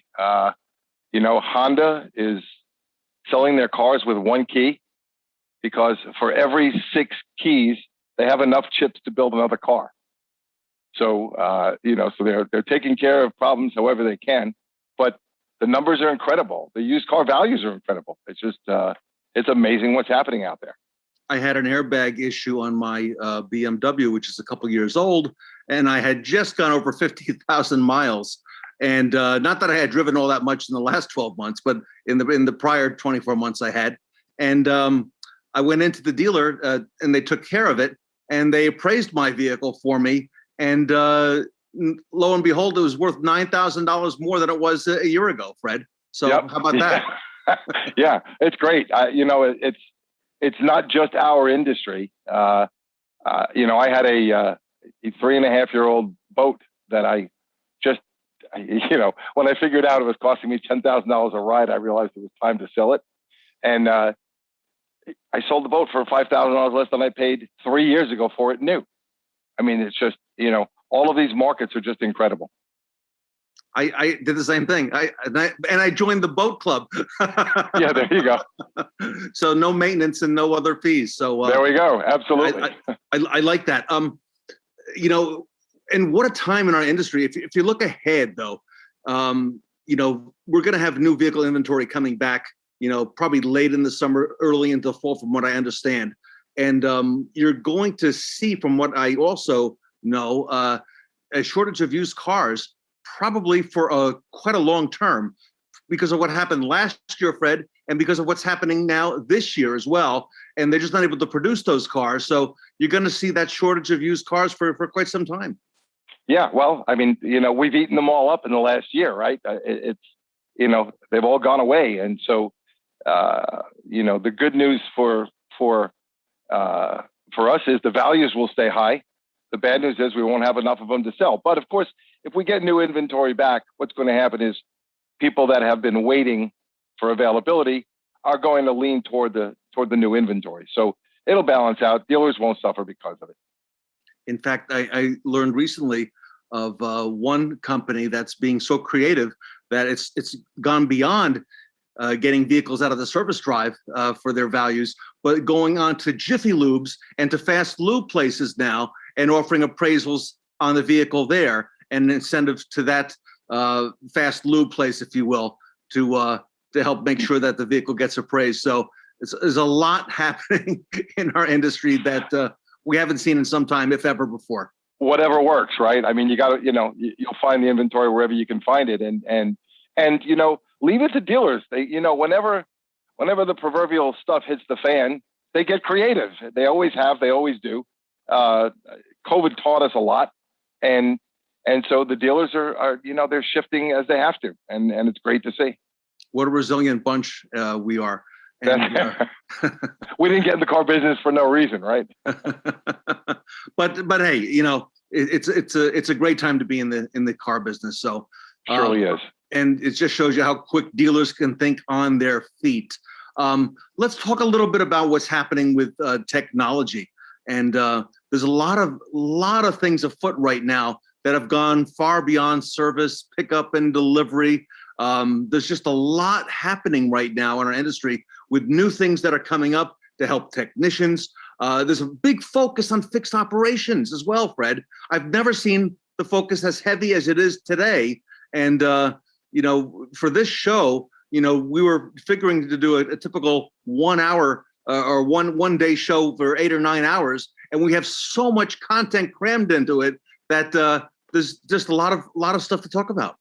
Yeah. And that everything you just said is true. And the sad part is we've got such a shortage of technicians and there's no good solution for that yet.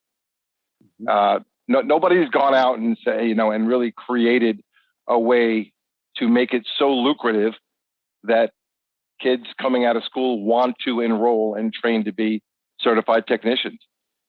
We really, for all of the positive signs that we see for fixed ops, if we don't have people to fix the cars, we can't realize the benefits of all of these other opportunities. And so, so that's something one of my senior directors is focusing on right now, is trying to build a solution so that we're partnering with a few different automotive technician academies to start teaching and certifying those guys that are coming out on CDK DMS and CDK service, so that they come out of school ready to go to work in a CDK branded dealership. So, but we need way more. That's just not enough. A few schools around the country doing that is great, but we need to do more. We need to find a way to get these kids out of school and into our industry. Yeah, that's an ongoing thing, and there's several positions as well the one coming up, we'll talk about a little bit later. The warranty administrator position is another one that's been very, very, maybe even tougher than a technician to find. Yep.